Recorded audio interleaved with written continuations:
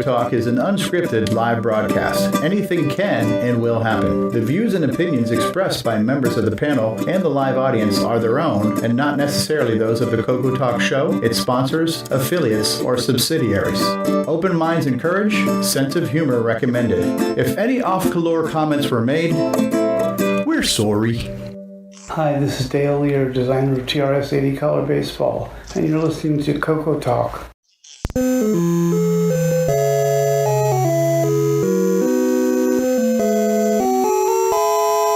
I don't think we're on Facebook, at least the right spot.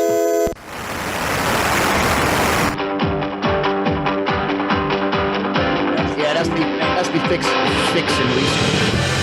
This is CoCoTALK, the world's leading live talk show featuring the Tandy Color computer. It's time to drop your socks and grab your real-time clocks, and let's rock. CoCoTALK is rocking the 8-bit world, keeping the Tandy flame alive. We may be mocked, but we'll never stop, cause CoCoTALK is rocking the 8-bit world.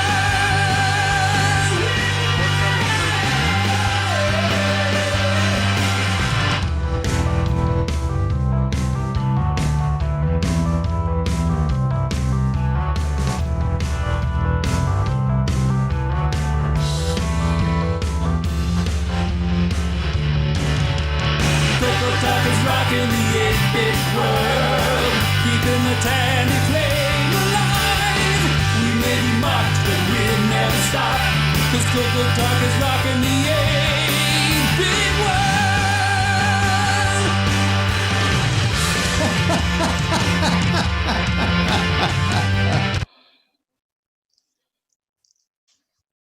Welcome everybody. How are you doing? We are here for another episode of CoCoTALK, episode 134, holiday preview edition. We've got the holidays coming up. I'm so excited. I feel like I'm David Ladd. Why, thank you, sir. Oh, I am excited too. Is everybody else? Yes, David. Yes. All right, that's enough, David. How bad is that? All right, we're going to simmer down now and get serious. So how's the panel doing? Everybody having a good time here? I wanted to welcome those in the live chat. We've got Jim Brain from Retro Innovation says this show is a test. If it were a real show, there would be actual information disseminated. And thank you for adding your thoughts, Retro Innovations, and keep us posted on those products you're working on. Well, a picture is worth 1,000 words, and look how many pictures there are. Yes, we got a full house. We want to thank Mark. CoCo. Go ahead. Oh, I was just going to say we've got CoCo thoughts, and then we got troll thoughts. Yes. I think we need a new segment for troll thoughts. Maybe. Yeah. Maybe we should collect them all up, and we can just kind of scroll them all by, and that'd be kind of a fun segment. It'd be like the segment. What is it? Jimmy Kimmel or on the Tonight Show where they read mean tweets. Yeah, we could do dramatic readings of Jim Brain's thoughts. Oh, that would be so fun. Well, Jim Brain was also up all last night working on those products he promised us, no doubt, and he needs a cure for his insomnia, so that's why he's here. Mark B is in the live chat. L. Curtis Boyle says you should be asleep in about 5 minutes, so it's a lot of Retro Innovations trolling in the chat. Dave's Hobbies, let's get the party going. Let's get up and running. Oh yeah, baby. Terry Steen, can Ken make it? We've never answered that question, and we're probably not going to answer it today. But he says Australia isn't real, and Facebook told him this. As we know, Facebook News, the biggest oxymoron. I have the rum handy. Dave's Hobbies. Okay, lots of talk in the chat, so join in. Paul Fiscarelli says, yo. Ben Drake's Explore VR's in the chat room as well, our favorite person who's been hooking up all the CoCo games to VR. That's right, the youngster in the community. I believe he's, 36, 39? He's the baby in the family. Sub 40. Well, anyway, we are talking about turkeys, going to be eating turkeys, going to be Well, in the States, you will be. We already did our Thanksgiving. Yeah, we're like way ahead of the curve here. Okay, You're welcome to eat twice. All right, I'm sorry. I'm sorry. Some of us are turkeys. When's Thanksgiving in Australia? We don't have it. We don't have a Thanksgiving. Well, adopt ours. Or Canada earlier did. in the year, adapt Canada's. I guess because there are no turkeys in Australia, maybe. Well, there is no Australia. We have plenty out no my Australia. What way. are we talking about? Yeah. We have plenty in Tom C's area. Is Tom C on? I don't see him. No. Yeah, if you check that story that was posted on Facebook, Australia doesn't really exist. And No all wonder the they don't Australians have are, turkeys. and all the Australians are paid off. Paid by actors. NASA. Yeah, paid actors. That's right, Nick Morantes. The jig is up. You can lose that silly accent now. Crikey. Jason, are you parked in an alley? No, I'm not in an alley. No, it's definitely not dark. It's daytime. But he wears his sunglasses Yes. at night. Hey, I want to go on the record officially here and say I posted that because we have so many Australians that, are into the CoCo and that watch the show and watch CoCo in general, not just picking on Nick Morantes. So, just so everybody knows. Sure, Mark, sure. There's plenty of other Australians to pick on too, but I don't think any of them are on the panel today, are they? No. No. Well, No, We should good probably go fun. around the panel, speaking of the panel. Yeah, it's time to go around the panel, and I was thinking you could tell us maybe kind of what the CoCo or other retro systems meant to you over the holiday season. For example, did you go over to Aunt Jane and Uncle Jim's house and they had an Intellivision? Did you have your cousins over and they were wondering, well, what's that color computer do? What kind of games can it play? And did you bond over that? What's your kind of holiday memories for the color computer, and maybe kind of take us through that as we go around the panel, and also tell us maybe what you're up to. Let's start with the man, the executive producer, the guy who has a garage, and he's become very famous in the community. Or he's not French, but he kisses that way. could be. Ron Delvaux. Only my hairdresser knows for sure. How are you doing, Ron? Well, I'm doing pretty good. How's my neighbor here in Arizona? It's good. I'm waving to you right now. Hey, bud. By the way, clean up the backyard. Come on, it's getting out Yeah, of hand. really. Well, we do have a dog, so. Anyway, so I can remember holidays. I used to have my CoCo out in the dining room, and we'd have family over, and it would be for like a birthday or something, or if it's for Thanksgiving. It's like, keep the mashed potatoes off of my computer. Okay? None of the kids with their goopy hands would go near it. I would stay close to it. Get them back. Get them back. They always get a hand up there wanting to touch the keyboard. But basically, we've always had a color computer up in our home ever since they came out, ever since I had one. And it's pretty much been a fixture in the house. I think even nephews and nieces know that, I had the computers and stuff. And now they can probably teach me stuff about their Mac or PC because, they have the latest stuff and all that stuff. And here I'm sitting here with an old dual core ugly machine, from back 8 years ago. But anyway, CoCo's always been in the family. I even have a brother-in-law that's got one again, and it's always been fun for me.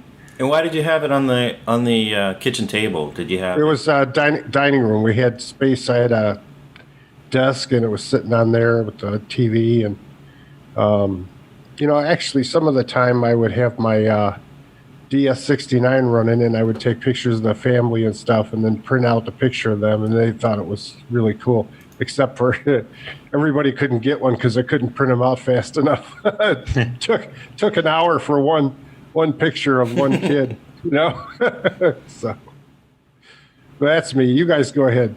Yeah, well, Mark B is here, occasional streamer and collector of products. Mark, you're always wearing your Radio Shack T-shirt with pride. What is your holiday experience like? Heck, if I could remember. I didn't get into computers until after I moved out on my own. Oh yeah, pretty much so.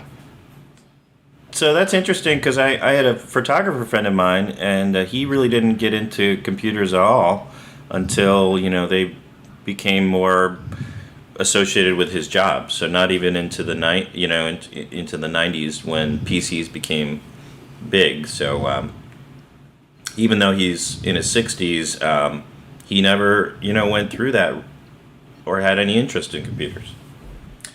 So it certainly at some point it crossed that threshold where you had to get a computer to get your job done, and then eventually now you kind of need a computer or a phone to stay in touch with people, on social media and stuff like that. So, but if you think of any other memories, even as an adult, just jump in. We'd be curious to hear that. I didn't get my first CoCo until I was actually working for Radio Shack. Oh, that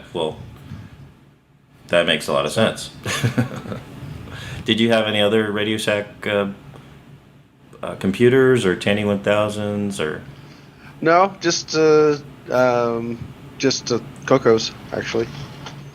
Got one of those little pocket computers things, but. When did you start working for Radio Shack? What year? 85, 84. Okay. 84.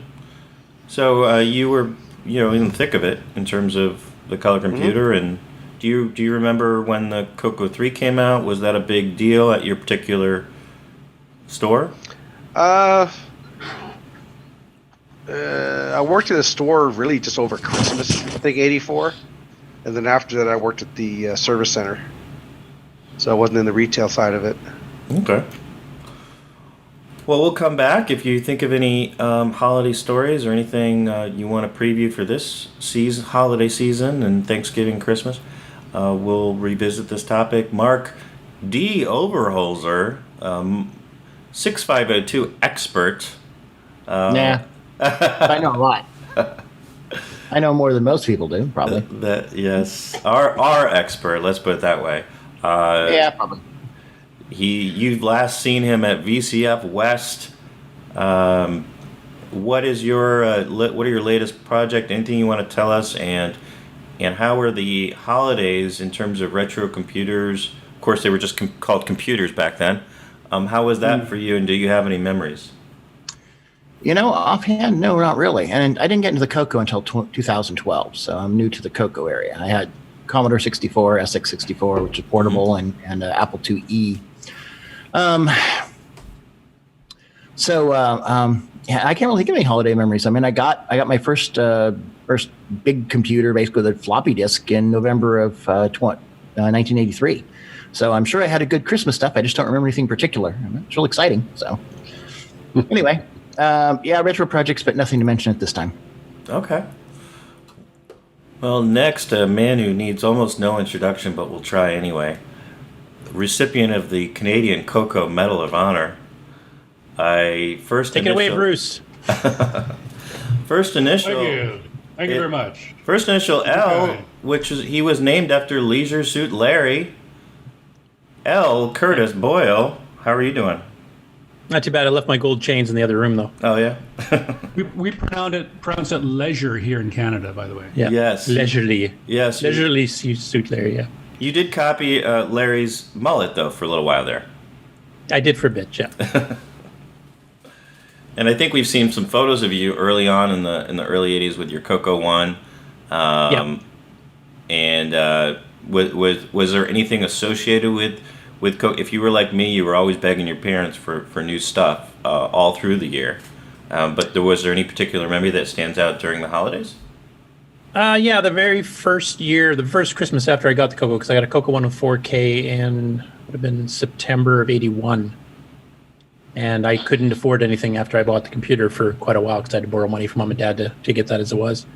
So at Christmas, they gave me a cassette deck and a pair of the Black Beauty joysticks. So that was pretty major for me. As then I went out and I bought a couple of cartridges, I think Skiing and Project Nebula, the fall, after Christmas. So I actually had some games.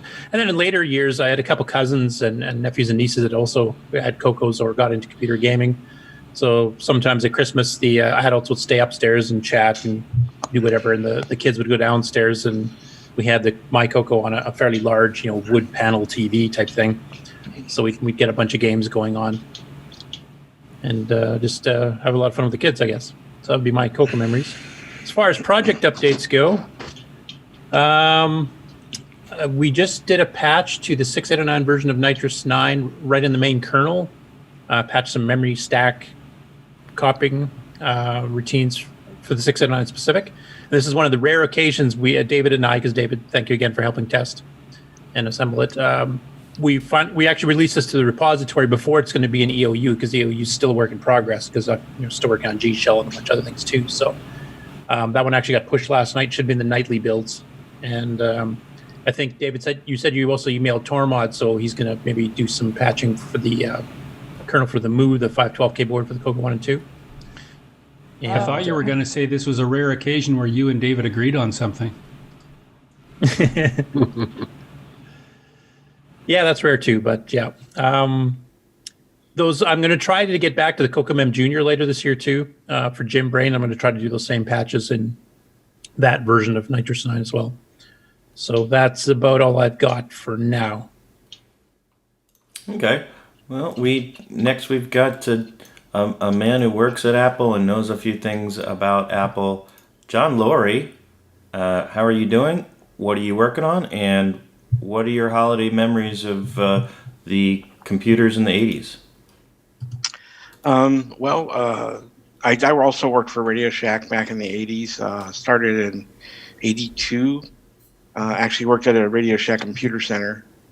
And I had free access to pretty much everything Radio Shack sold in terms of computers. I do remember when the CoCo 3 came out, that was kind of a big deal. Because, it was a new CoCo with new capabilities that, our beloved CoCo Plus, is basically what it was. And I worked for Radio Shack on two different stints, actually. Once in the early to mid 80s, like 82 to 85 or 86, and then again in the mid 90s. I also worked for a couple of years for Radio Shack. No projects right now. I just got back from picking up this little doodad here. It's a gimbal for a mobile phone. I bought an iPhone 11 Pro a couple of weeks ago, and turned in my iPhone 10. And they said, "Oh, we're going to give you X amount of dollars." And I'm like, "Okay, cool." So I turned the phone in, and they're like, "Okay, well, here's part of it as a Apple gift card, and the rest will give you cash." So the amount that they gave me on the gift card was enough to get this little puppy here. It's a gimbal. You put the phone on it, and then no matter how you move your hand around, it keeps the phone steady and stabilized. And it's got a bunch of doodads to it, and that's kind of what I've been playing with today. But as far as CoCo projects have been concerned, I haven't really been doing much lately. I just recently got back to work and been concentrating on that. So, what kind of work do you do now? I'm still work for Apple. I'm in the Apple Care division. I'm a senior advisor in the Mac Plus Tier 2 division. So you look for soft spots on the apples? Yeah. And sometimes I press the cider. Yeah, no, I do troubleshooting on computers, iPhones, iPads, Apple Watches. You would think they would give you one. They gave me two, actually. Oh, two good. Computers. Yeah, cool. They belong to Apple, but I use them for work. Yeah. So, but they've given me a good job. I really like working for Apple, and it's a cool company to work for. I get paid well, good benefits. No seeds. Everything. Yeah. No seeds. Yeah. So yeah. So just been basically concentrating on getting back into the swing of things at work. I was off for 2 months. So believe it or not, you start to forget to do your job after 2 months. No. Yeah. I really did. I was surprised how much I out of whack I was. So my first week back was kind of like. Well, do you have a cubicle? Well, I work from home. So basically where I'm sitting right now is Right where there? I work from. Yeah. Yep. Yeah. I'm in my living room, actually. Got my TV over there, and kitchen's over there, bathroom's over there. So it's real cool working from home because you're home. There's no commute time to and from work, and is the CoCo within reach? The CoCo right now is on the kitchen table because I don't have any room on the. I got the work computers and then my personal Mac are on the main desk here, and the CoCos are set up on the kitchen table right now. I'm hoping to buy a house soon and then get a room dedicated for everything for work. My main office is going to be a big room that just pretty much everything. So you're going to have a house cave. Yeah, there you go. Yeah, the whole thing will be a computer, giant computer cave. Kind of like David O'Connor's house. I haven't seen it. Yeah, well, It's got a lot of equipment. Oh yeah. Great. Well, glad to hear your mom's doing good too, Ron. Oh, hey, thanks. Yep, she's better. Good to hear. Thanks. It's good to hear. Speaking of music and equipment, Brian, the music man, how are you doing? I see, what do we have, audio spectrum analyzer going on, or what's in the background? Yep, that's audio spectrum analyzer. Am I coming through all right? You are? Yep. But All right. You sound less demonic today. Is there anything wrong? Oh, great. Now you just tempted him. Here it goes. To the dark side. How is that? That's much better. I think I've just gone to the bathroom. That's just like talking to David Ladd about floppy drives. You'll never get it to stop after that. So. Oh, I love the voice. Keep it up, Brian. I love it. Yeah, you would. Yes. Oh, yes. How about that? Oh, that's a lot of fun. I don't know if that works out or not. And just think, you don't have to waste the world's supply of helium to do that. Exactly. Yes, it's very eco-friendly. Yeah, Brian, you seem, I don't know you very well, but you seem like a guy who would have some holiday memories of the color computer. I don't know why. Let's see, I worked a couple years at Radio Shack back in the 80s also. Starting about 83, 84, I think. Assistant manager, sales, that sort of thing. And eventually ended up at near one of the computer centers and whatnot in Highland Park, if anybody's familiar with Chicago area.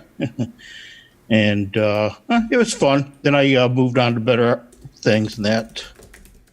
Otherwise, for Christmas, just messing around with too many different things. Working on cars mostly. And that was my big thing. Computers also a little bit, but more with cars. What kind of cars do you hang with? Well, I did a lot of private stuff, like my own personal garage with my dad, my stepdad, and that, and called New Shoes Garage. What, Fords, Chevys, Chryslers? What do you? Quite a few different things, including a Porsche that, God, I wish never showed up. It had this dang stupid Lucas ignition and electrical system. Ugh, hate those things. Nobody likes Lucas. Exactly. No, I had a 65 Ford Galaxy 500 with the nice big block 390 in it. The one from up there in up Great North there, eh? It was the high performance block that Canada was producing for their power boxes. Well, that's like having a CoCo with a 2 meg in it. 65, there was no computer, but it would sure go. Yeah, I didn't really get a whole lot into the computers back then, and that I messed around with it. I had a CoCo 2, of course CoCo 3, and that, and just basically having fun, just doing so many different things. Always ran ADOS. Oh yeah, yeah. So that was always. I still got a whole bunch of discs that I probably should get moved over. And that. Hey Brian, just out of curiosity, like when you got heavily into the synths, which is probably more the '90s, I think. Did you do some Christmas stuff then? Did you ever play like MIDI concerts or MIDI songs for Christmas for friends and family or anything? Actually, on occasion, I did, yeah.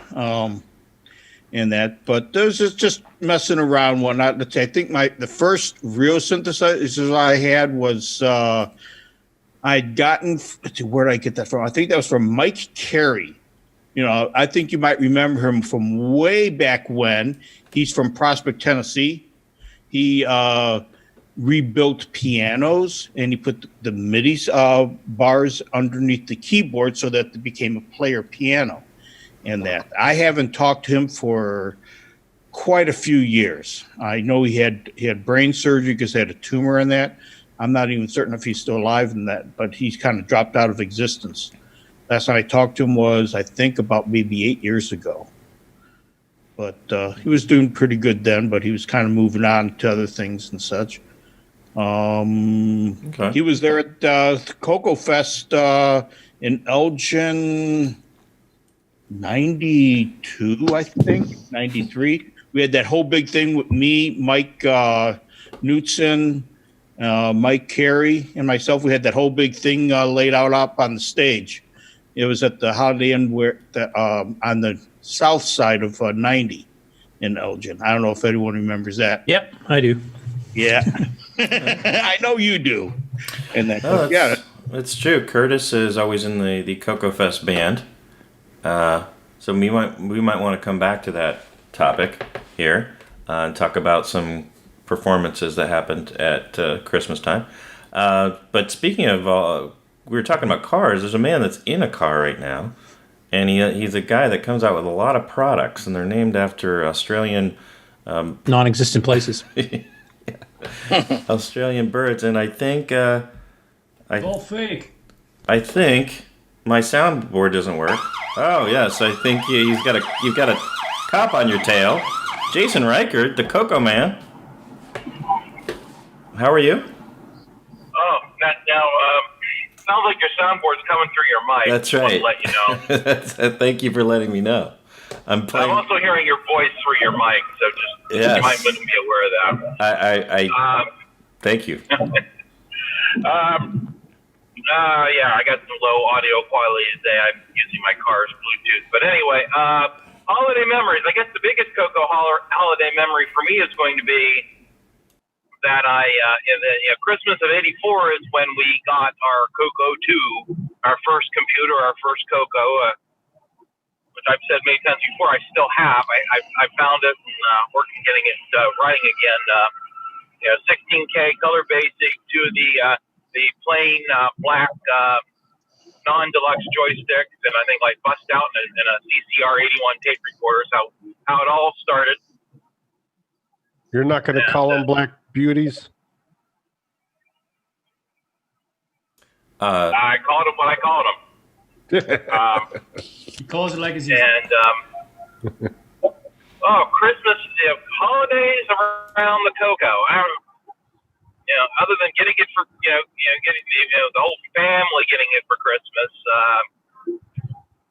I remember running some of those, probably keying in, or at least maybe help keying in some of those Christmas demos from Rainbow back in those times, and sure, that kind of thing. And then just other stuff gotten from Radio Shack, and I was just at a thrift store a few hours ago, and I finally I have to get out of this place. There's way too much of my childhood in this store.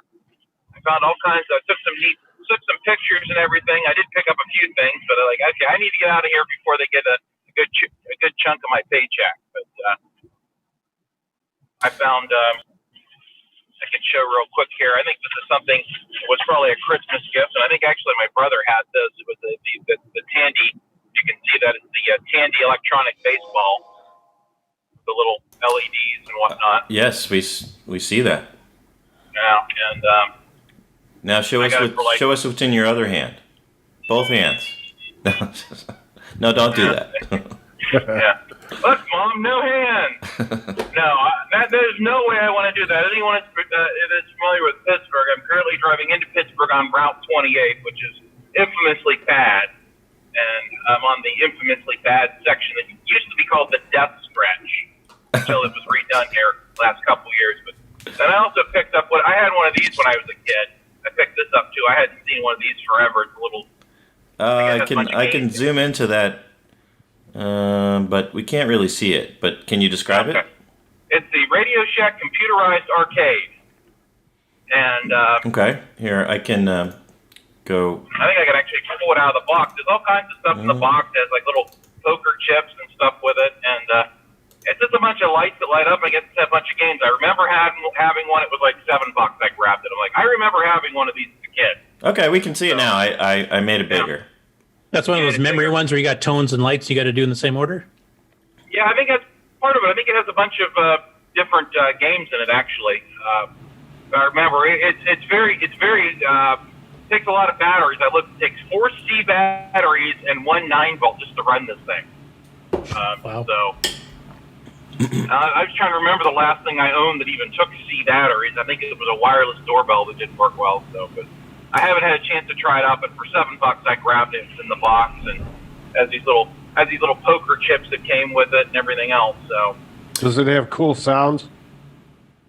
Well, I don't have that quantity of batteries right now to try it. But I mean, I even had the box, and there's some little fake poker chips here somewhere that I think fell.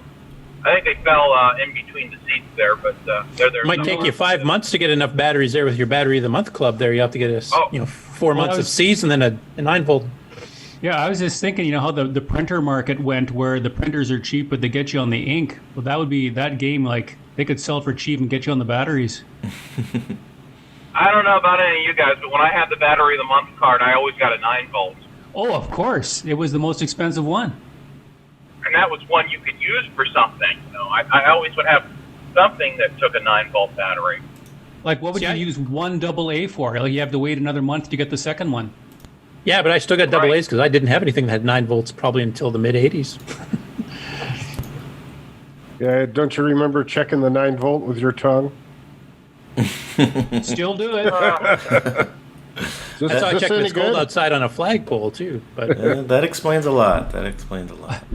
I get my kids to test them that way. There you go. Well, now they all have afros. Anyway, it's going to be another Joey cartoon, huh? Used to have little old ladies, little old ladies come into my Radio Shack store with their transistor radios and get the 9-volt with the battery of the month card, and they had me put the 9-volt in for them. Wow. Did you ever take care of guys' watches? Have to put the battery in the watch? Sometimes I did that too, yeah. Mm-hmm. Okay. Well, we will, of course, as soon as I changed the zoom, it shifted all the Hollywood squares on me. But I think next on our list is David Ladd. Are you still just as excited as you were when we first started the show 34 minutes ago? Oh, yes, I am. Okay. Ready for the show to continue on. Why do you tempt him like that? Well, I want to know if it ebbs and flows, if it goes up and down. Nope, it's permanent. He's on fifth gear all the time. Here. Memories for the CoCo. Let's see here. I got the CoCo 2 back when I was 12. And I don't remember what year that was. It's been too long ago to remember. But I got the CoCo 2, a 64K, so it was at the full extended color basic. I got an MPI RS-232 pack, sound speech pack. This is all at Christmas? Yeah, I got a whole bunch of stuff at Christmas and some educational cartridges and tapes. Big Bird special delivery. Yeah. You must have been a good boy. Taxi. And then That explains why I got all the coal. And then my birthday, which came a few months later, my parents got me the floppy drive for it. So I was really rocking the CoCo world back then. That's starting his lifelong obsession. And yes, floppies. Now, David, that also got me when the computer lab first got their PCs. That also got me in trouble trying to sneak out copies of the software. David, did you often go over the 4-slot maximum in your MPI? Oh, there was never enough slots. There was never enough slots. Never. Because it's like also with the Orchestra 90, the RC32 pack, of course, then once I got the Burke and Burke, it's like, but I want all this goodness. I always had problems with having enough slots. Yes. But as far as family, no, because really I was the youngest and pretty much everybody else was adults. So therefore it was like, no, they were always talking football and all the other boring crap. And I'm like, so I was just, playing my computer stuff, enjoying it. Long time. Okay. Sports ball. And did you have, do you want to talk later about your mouse adapter or anything else that we should come back to you for? Sure, we can do that. Alrighty. Well, I think we have somebody from out of this world also on the panel. He's from Jersey. Unless Jersey is the planet Romulus. Don't call him a red shirt. It's Al Hartman from Jersey. How are you, Al? That's me. I'm doing okay. Here on the Jersey Shore, there is no flooding. The oceans are not rising. Okay. Well, give it time.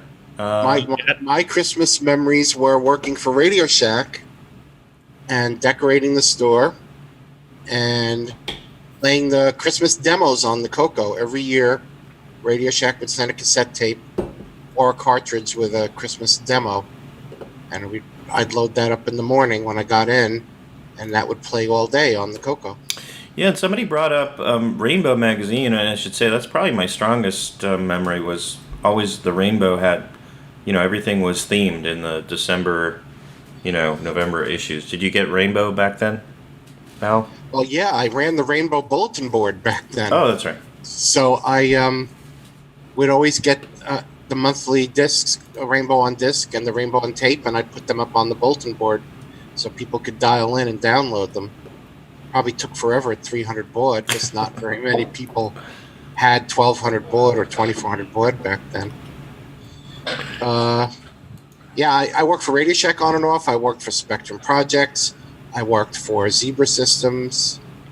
I see a Rainbow on disc from Ron Delvaux. Yes, sir. Oh, there it is. Wow, I never could justify the expense, I guess, or maybe I just wanted to punish myself by typing everything in. And look, that's a flippy disc because it's got the double-sided. Yep, Yeah, and flippy floppy. Doesn't have any notches on the side. Oh. Yeah, right protected. Yeah, right protected. See, what kills me when I worked for Spectrum and I ran the Rainbow bulletin boards, and I had the Rainbow on discs every month. I never thought to make copies of them and take them home, so I had a set at home. I never did have a set at home. I just figured the Rainbow bulletin board would run forever, and I'd be able to download anything I wanted. Well, that's why we're thankful in this Thanksgiving season for Guillaume and the ColorComputerArchive.com. Yeah, I bought my first color computer, which was a TDP 100 from Spectrum, I guess in the early 80s. But, that was when I was already living on my own, so I don't have any family memories of computers at Christmas. I bought my own computer, my Model 1, in December 79. Or 78, but I didn't actually get it till January 79 because it took a while to get delivered to the store. Well, if something occurs to you, let's jump back in. We've got a couple of other celebrities here to get to. A man who has been trying to convince us that he's Australian for years. A programmer who discovered the 6309 about a year ago and has created one of the best trash can icons in the history of multi-view for the OS 9 operating system. Ladies and gentlemen, it's Nick Marentes. That's right. We're still waiting for him to discover OS 9. Yes. I discovered that, all right. Yes, that's right. The only icon he made. Well, that's right. Yeah, that's me, the actor in that fictitious land. Now, aside from annoying kookaburras, I'm talking about the bird, as we know. Yes. And very hot temperatures. It was 45 degrees Celsius the last time I was in Australia for Christmas. What are your holiday memories? Is it just being at the beach? No, it's pretty well the same as, well, a lot of people have said here. Like Al just said, he's the Christmas. I used to work at Radio Shack, or Tandy Electronics over here. So Christmas was really about playing the toys, playing with the CoCos, just working in the store around Christmas time, putting up the decorations, setting up the displays, and it was very busy. The mall, as the youths call it, it's always full of people around that time of the year, so it was a very busy period. Now, you're famous for not liking a lot of change, and I recall a rumor that you were originally against Christmas when Jesus was first born. Is that... I don't recall. Oh, okay. You said Christmas will never be a thing. People will not be into Christmas. I don't know if I said that. That might have been Nick Marionettes. I think you're right. I always get those two confused. Well, Nick Marentes, not to be confused with Nick Marionettes, will you have a Game On segment or a core dump today? Not really. I am getting very close to the end of the game. So I think my last blog, I put a list of things I still had to go rather than talk about what I've done. I figured I'll just talk about what's left to go. So one of the things on that list was to put get the high scores working, and I've just about got that going at the moment. So it's very close to completion. Nick, the copy I got doesn't work very well. No, it doesn't. Because they're only screenshots. That's right. Well, the YouTube video I watched had a really great. You really put a good use to that CoCoTALK with all that music from your son. Well, that's not coming from the DAC. That's just overlaid. All right. Well, on the video. Glad to have you here, and we'll come back to you. Jump in or go to sleep. Why stay awake now? Well, that's right. We have another Canadian. He's apparently had Thanksgiving too. Apparently, Canada is another country that has different holidays. Who knew? I think he just reappeared in a new Hollywood Square section of my board. Nobody will take D. Bruce Moore to block. Hello. It's right side Moore. Yes, hello. Apparently I'm in mono on the left shoulder. I'm not sure what that means. Yes. Well, like they say, less is more. Well, I don't know if you remember, but Nick Marionettes was very against stereo and never thought it would catch on. Yeah, that could be. That could be. Yeah. So how are you, Bruce? You're always very active with different projects. You've got something going on with Compile Basic and the Discord server. You've got your multimedia, CoCo Forever, of course, and your what's your new project called where you're hacking the phones? Oh, System Hacked. Thank you. I knew Hacked was in there somewhere. Yeah. What are your updates and what are your holiday memories? And are you creating new holiday CoCo memories with your son? Well, I think probably my best holiday memory, and I've told this before, and I know some people out there relate to this directly themselves. But my friend Glenn down the street, he had the CoCo first, and it was Christmas time. And instead of having it set up in his room, he brought it out into the main living room area. And so there's a Christmas tree in the corner, and we had it set up on a table and all the presents there and all that stuff. And he was playing his CoCo stuff out there. And I guess his folks were out, and we were there, and it was, it was over the holidays. It was dark, and I think we just had the Christmas lights on the tree.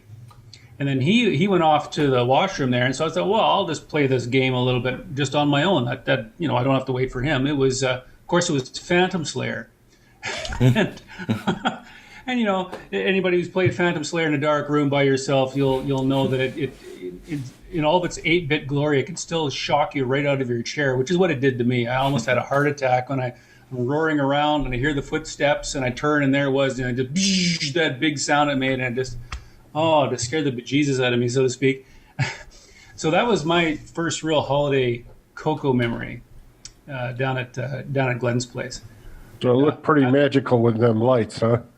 Well, yeah, it was just all. It was all very creepy. The house was completely silent, you see, and then when that sound came through, it was overwhelming. I think Curtis, you've had a similar.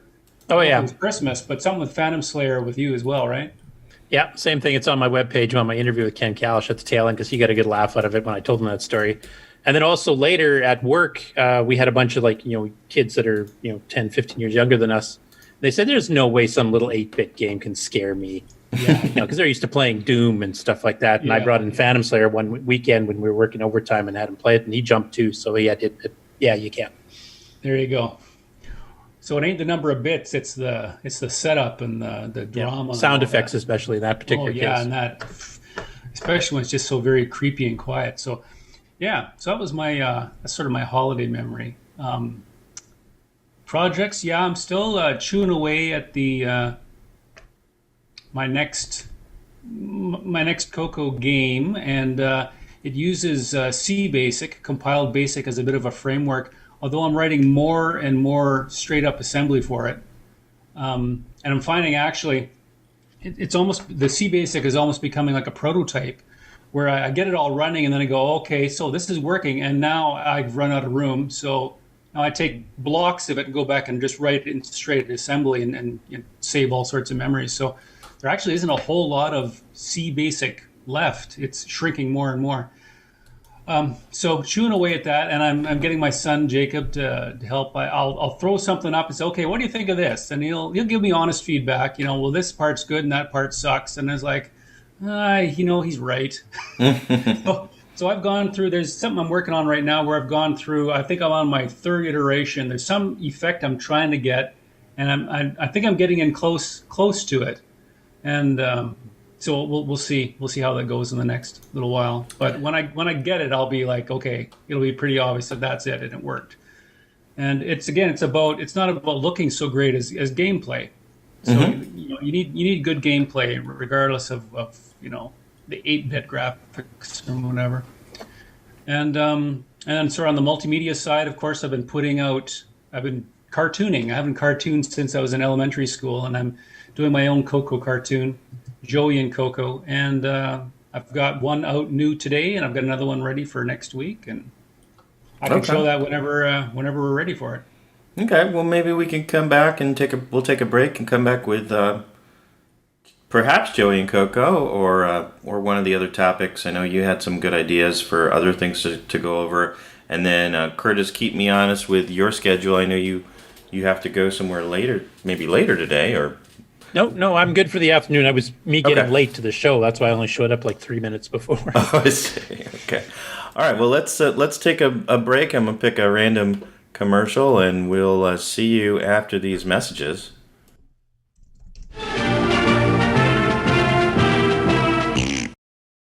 Hello, this is Grant Leedy with CoCoTALK. Got your CoCo 3 yet? From the makers of the Switcheroo.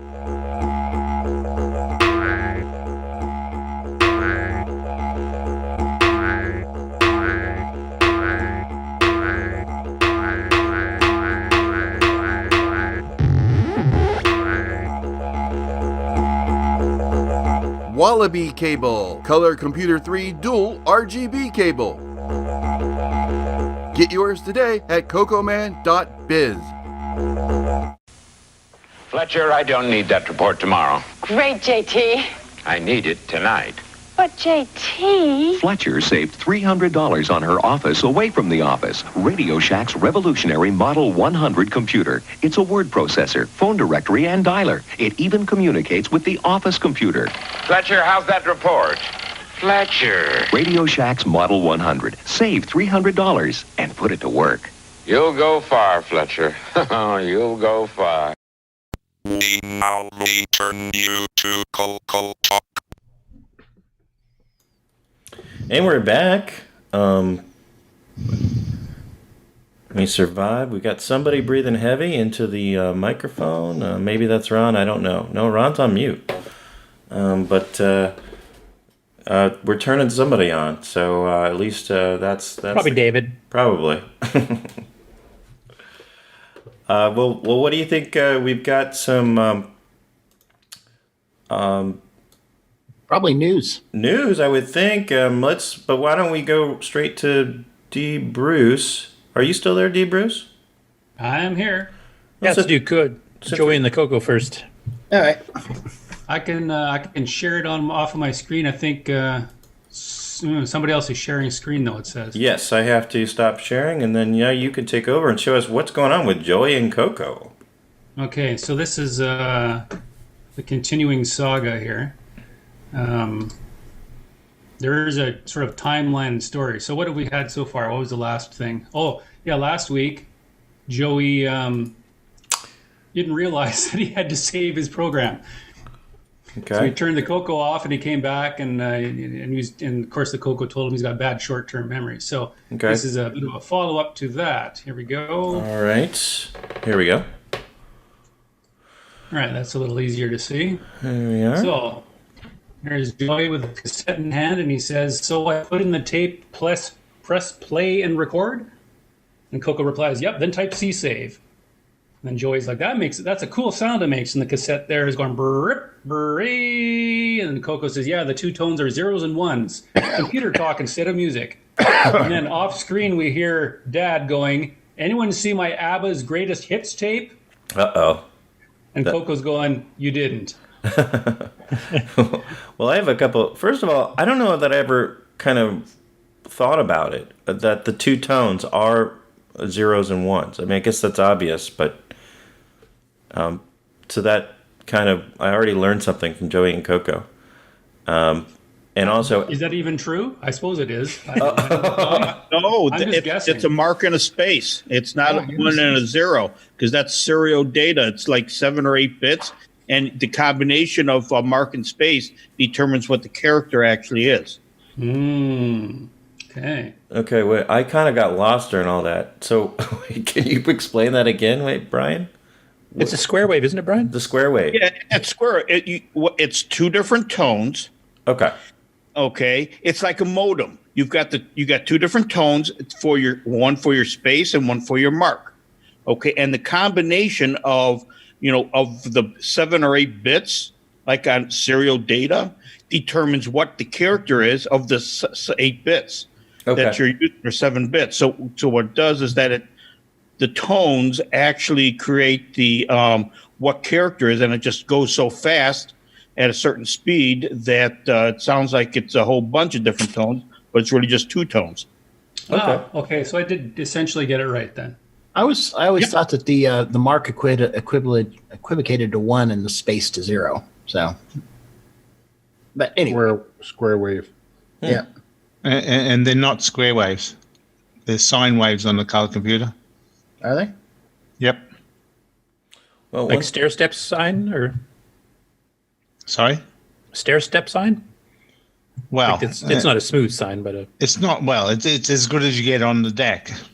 Yeah, it's a 6-bit sign or whatever. And now, what was the problem with the Model 1? Was that it was a 1-bit? It was a 1-bit on that cassette port that made it very unreliable. Nick? Well, if it's a DAC, it'd be 6-bit, isn't it, Nick? Yeah, on the DAC it's 6-bit on the color computer, but on the TRS-80 Model 1 was only a 1-bit sound. But I don't know if that's to do with the data itself. That was just the sound that the waveform rather that they recorded. It was more reliable. Well, it is more reliable to use sine waves. So, and that was one of the big things with the Model 1, why it was not reliable loading things. The square waves, the sharp edges of a square wave on some, playback or record devices didn't come out very clearly. So it was found to use a sine wave for the color computer to make it more reliable and let you go at a higher speed. That would make sense because the audio equipment is really designed for. Yeah. The Model 1 is 500 baud. Yeah. The Model 3 and the CoCo are 1500 baud. Mm-hmm. Yeah. Yeah. Paul Fiscarelli in chat is saying it's a sine wave generated by the 6-bit DAC, and it's 1200 hertz for a 0 and 2400 hertz for a 1. Yeah, that sounds right. There we go. And there used to be an upgrade for the Model 1 called the XRX mod that made the Model 1 more reliable. And I know there used to be in the market for the Model 1, Model 3, Model 4, CoCo, little devices you could buy to hook up to the cassette port that would clean up the signal and make loading and recording tapes more reliable. Mm-hmm. I don't remember the names of them for the CoCo and the Model 1, but on the Timex market, we sold something called the Winky board, and it would have 2 blinking lights. And so when the one light was red and the other light blinked, you knew you had your volume and your head azimuth set correctly. I don't know how many of you did this, but back in the day, I'd have one of those little Radio Shack TV tuner kits with the plastic screwdrivers, and I'd use that to adjust the head azimuth, and I'd listen to the tape load until it was clear as my ear could discern, and then I would usually get a good tape load. Well, at least we got the higher bit DAC in the color computer, although Tandy may have used that as an excuse not to put a sound chip in there. So, it could have been a blessing or a curse. I'm not sure which. Now, when I did WeFax with my color computer, on the jack that went in to listen to the radio, there was some hack to do using 2 Zener diodes, or I don't know exactly how you say that, but you soldered them into the line, and it would make it so that it would be a cleaner reception. And I still use that today. And who knew a cartoon was going to get us into tech talk? Yeah. Tim Franklin said it's called FSK, which means frequency shift keying. So that's the technique they use for doing that encoding. That sounds right, yeah. So the 2 Zener diode trick would essentially clip the tops of the signals if they were too loud. Okay. I do remember one thing. There was a poke, and I think Rainbow published it at one point once the CoCo 3 came out, because some people were accidentally saving their stuff with the double speed poke turned on, and it would shorten it too much. It wouldn't read reliably. But there was a poke that would extend the leader, and that at the beginning, it actually elongated that, and then it would actually load them properly, so you were getting just about 3,000 baud, which actually was pretty impressive. Well, the other thing that's important in this comic strip is ABBA's Greatest Hits is probably one of the biggest selling albums of all time. So this would be very upsetting, I think, to a lot of people. And let me just say the title for next week's Joey and CoCo is Dad Still Angry? So next week tune in to see if Dad is still angry. Joey may have met his Waterloo. But see, and then the episode after that's the final one because Joey's dead. But and back then you could have said, "Oh, but don't worry, Dad. ABBA's going to get back together and release a new album." But that never happened. Speaking of legendary performers and musicians, the creator of Audio Spectrum Analyzer is here, Mr. Steve Bjork. How are you, Steve? Hey, Steve. Welcome. And thanks for being here, Steve. Is he muted? He's a man of few words. And many... His audio is having issues. Hi, Steve. Hey there. Did you catch our theme here, Steve? We're just kind of going over Christmas memories that might involve the CoCo. Whether you got one. Obviously, you probably didn't get one for Christmas, but if there's any family memories, with the CoCo involved. Maybe a data soft. I don't know if you guys did anything for Christmas there or anything. Unlike other people that come in late, I watch the video a little bit on YouTube before I join in. We're sorry. Anyway, go on. I'm not going to come in and say, and what have you guys been talking about for the last half hour? There'll be a little bit extra check. You might ask why we're talking about stuff for the last That's half hour. right. But yeah. Anyway, any CoCo Christmas memories for you? Like, did you write any Christmas demos or anything like that? Or I didn't write any Christmas demos, but I do remember. I don't know if it exactly was Christmas. I think it was an early Christmas gift that my dad bought me a TRS-A Model 1. Oh, cool. And he was in computers where he was working at Litton Electronics. They were trying to miniaturize the stuff to go in submarines and like that. And he just thought it was great that you had such a small computer. He also remembered me building a computer when I was in an electric shop for about a year. And then they came out with the first computer kit, the Altar 8800, after I spent a year putting this thing together. So What did you get with your Model 1? I don't understand the question. What are the components you got with the Model 1? I got a Model 1. You got a display? Did you get the cassette player? Did you get the expansion interface? When you buy the computer out of the box, you get a monitor and the computer. Later, I added the expansion pack. Right away, I put a cassette player in, and then I got the disk drives. Oh. As far as Christmas goes, he bought me a Model 1. Trying to stay on subject here. Yeah. Well, that sounds like a good Christmas. Is that where it sounds like you probably were very excited about that. I was quite excited, and I do remember typing in some programs and then having to turn off the computer at night and realize I was going to have to type the programs in again. So the next day I went down and got the cassette player. Oh, yes. There's the truth right there. Yeah. You gotta, that lines up with the cartoon too. So yeah, but even before I got the Model 1, I've been playing around with like the Altar 8800 because I had a couple friends that had them, and I was also going up to the Homebrew Computer Society Club meeting that was held once a month up in Silicon Valley, which was fun for a 16-year-old kid driving up from Los Angeles to San Francisco by himself, but still. And got to see all sorts of interesting things like people loading paper tape by using a drill to spin the tape. And kept thinking there's got to be a better way than doing this. I know we're trying to do it on a shoestring budget, but I can just see the paper tape constantly breaking. And it did.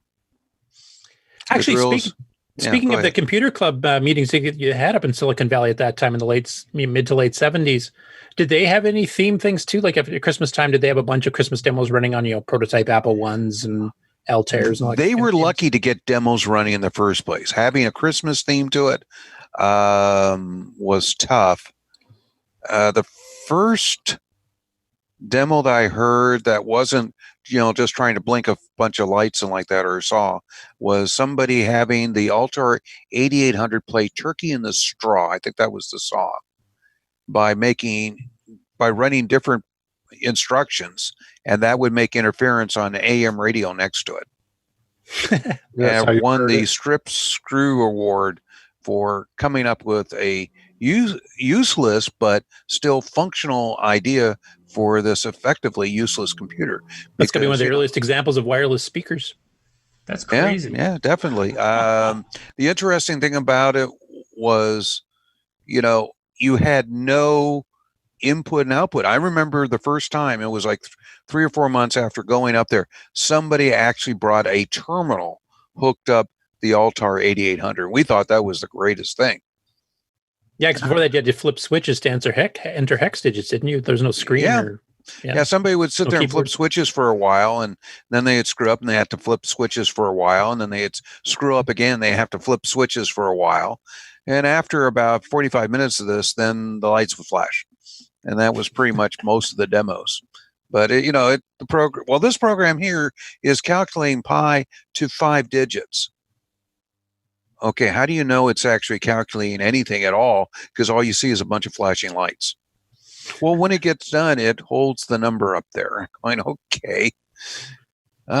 See this calculator? I press this button and it does it to 8 digits. And it actually displays digits using an LED. So yeah, so it was definitely beginning days. But I think by this, I came up the second year, and there wasn't that many people there for the December meeting, and nobody really had a Christmas demo going on. It's just like, hey, you would have Steve Wozniak there showing off how he could freak phones, or he had an answer machine on his phone, and then eventually he came in with his Apple One. And hey, Steve, did you ever have a Pulsar watch when they first came out? I don't know if it was Pulsar, but I did have an LED watch.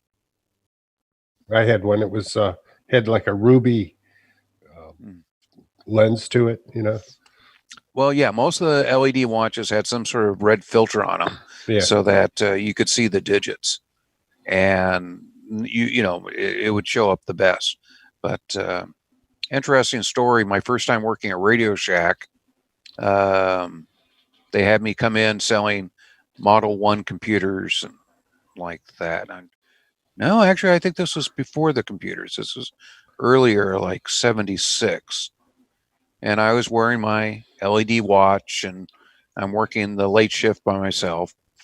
And some guys come in, they want to buy this, that, and the next thing. Next thing I know, they're whipping out a Saturday night special, and they're robbing me in the store. And they took my watch that I had for graduation. Oh, dear. Jeez. Mm-hmm. Well, there's a memory. But, the manager went through and he was going to grab one of the LED watches off the shelf and give it to me to replace mine. I go, I'm sorry. I would like to get my watch back since you guys have insurance. In other words, what he was grabbing off the shelf was a cheap knockoff of my LED watch I had for about a year. Cheap knockoffs everywhere. Yeah. And one thing I remember is those did not last long with a battery. Yeah. But no, as far as Christmas memory goes, I still have equipment at my parents' house, which I got to go through and start cleaning out since my dad's passed away not too long ago, and my mom's not doing too well either. So we got to get the house ready for sale. But I've got Atari 5200s there, and Atari 2600. But I've got some other things that I've gotten for Christmas. But I've also, when I've gone up there for Christmas, would dig through, and it's almost like you're getting Christmas again, because you find, oh yeah, I did get this thing, and like that. And I'm still looking for my Tinker Toys and my Erector set. I haven't found those yet. And one other question for you, Steve. I know at Radio Shack, when you were publishing game stuff, they usually, especially if you're doing ports on behalf of somebody else, usually had deadlines to meet. Were any of the games that you did deadline for Christmas season? Effectively, everything I produced that was a game had a deadline for Christmas. And guess when that deadline was? Thanksgiving? July 1st. For the catalog, probably, right? That's right. Yeah. It would not go in the catalog if they did not have final product by July 1st. With a couple of exceptions like Last Ninja. But anyway. Yeah, well, that's the problem is they thought for sure they were going to get it, and they put it in the catalog. I mean, we all seen the picture of the deluxe color computer in the catalog, and that got killed at the last second. But no, it just when it came to doing games, it had to be done by July 1st, so it could, because they were setting the catalog. But also, it took them a long time to make the ROM. Even though I delivered the game on July 1st, by the time they actually shipped it out to the stores, it was October. Did they have many games ready for Christmas in 1986 when the Color Computer 3 came out for the CoCo 3? I have to admit, I was probably one of the first ones. I can't remember. Yeah, I think my first game for that could run the CoCo 3 was ready for the first Christmas of the CoCo 3. But there weren't many titles, which was kind of disappointing. Well, see, there, as Curtis probably knows from, the stories from Microware, is Microware was the only one that had a prototype machine with the logic boards and like that. They were the big guys trying to get OS 9 done since Tandy was working on that. But the rest of us developers, we didn't get those machines. We got early versions of the Gimme, so we had developed the software as best we could until the machine came, and then we could sit down and play with it. At least a lot of the specs had been done about how the graphics were going to work and like that. I do remember the biggest problem was, oh, gee, we've got to deal with the fact that we've got composite video and RGB, and they're different. Yeah, much to Nick's chagrin. Yeah, Nick doesn't have to worry about that in Australia, but shipping the game over the U.S., boy, that's a problem. Yeah. Yeah. I mean, Microware themselves, they were trying to rush OS 9 Level 2 to get out before the end of the first year, like 86, after the CoCo started going on sale in September and October, and I don't think they made it. If I remember, Level 2 didn't actually come out till January, February. Rogue came out with a preview version of OS 9, not the same version that was later the main distribution. It was actually an earlier version, and people were hacking, Kevin Darling and all were hacking the Rogue boot disk just to make boot disks for Level 2, because that's all they had at the time. So they sold a lot of Rogues to the hardcore OS 9 nuts. Yeah. Well, when I was developing for the CoCo, the beginning of Christmas for me was seeing the catalog. Was, oh, my game's in there, yay. I might actually make some money. And because if the game went in the catalog, you did pretty good. If the stores were willing to put the game into the computer to demo it in the stores, you did even better. That's why all my games had demo modes. I talked to other CoCo programmers and go, oh, what's the use of putting demo mode in? And I go, Yeah. There's a I think it was the that. same for me too. Like when the Radio Shack catalog came out, or the computer catalog, the specific one for the computer stuff, you'd always check to see, what new games and new software was out there.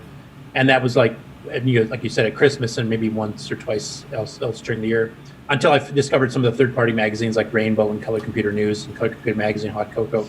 Because for the first year and a half or so, I didn't know any of that third-party stuff even existed.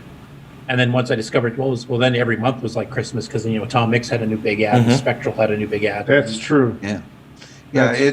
We'd see the ads that they come out like that, but I was always interested to see what direction Tandy was going in, so I could keep up with it. And once in a while, I have to admit, I'd open up that catalog and there'd be a little surprise. Now, they also did a Christmas catalog in the really early days. And eventually that got took over by the computer division and the computer vision. So you would have a special smaller catalog, which was more gifts, and you'd always hope that your game showed up in that gift catalog.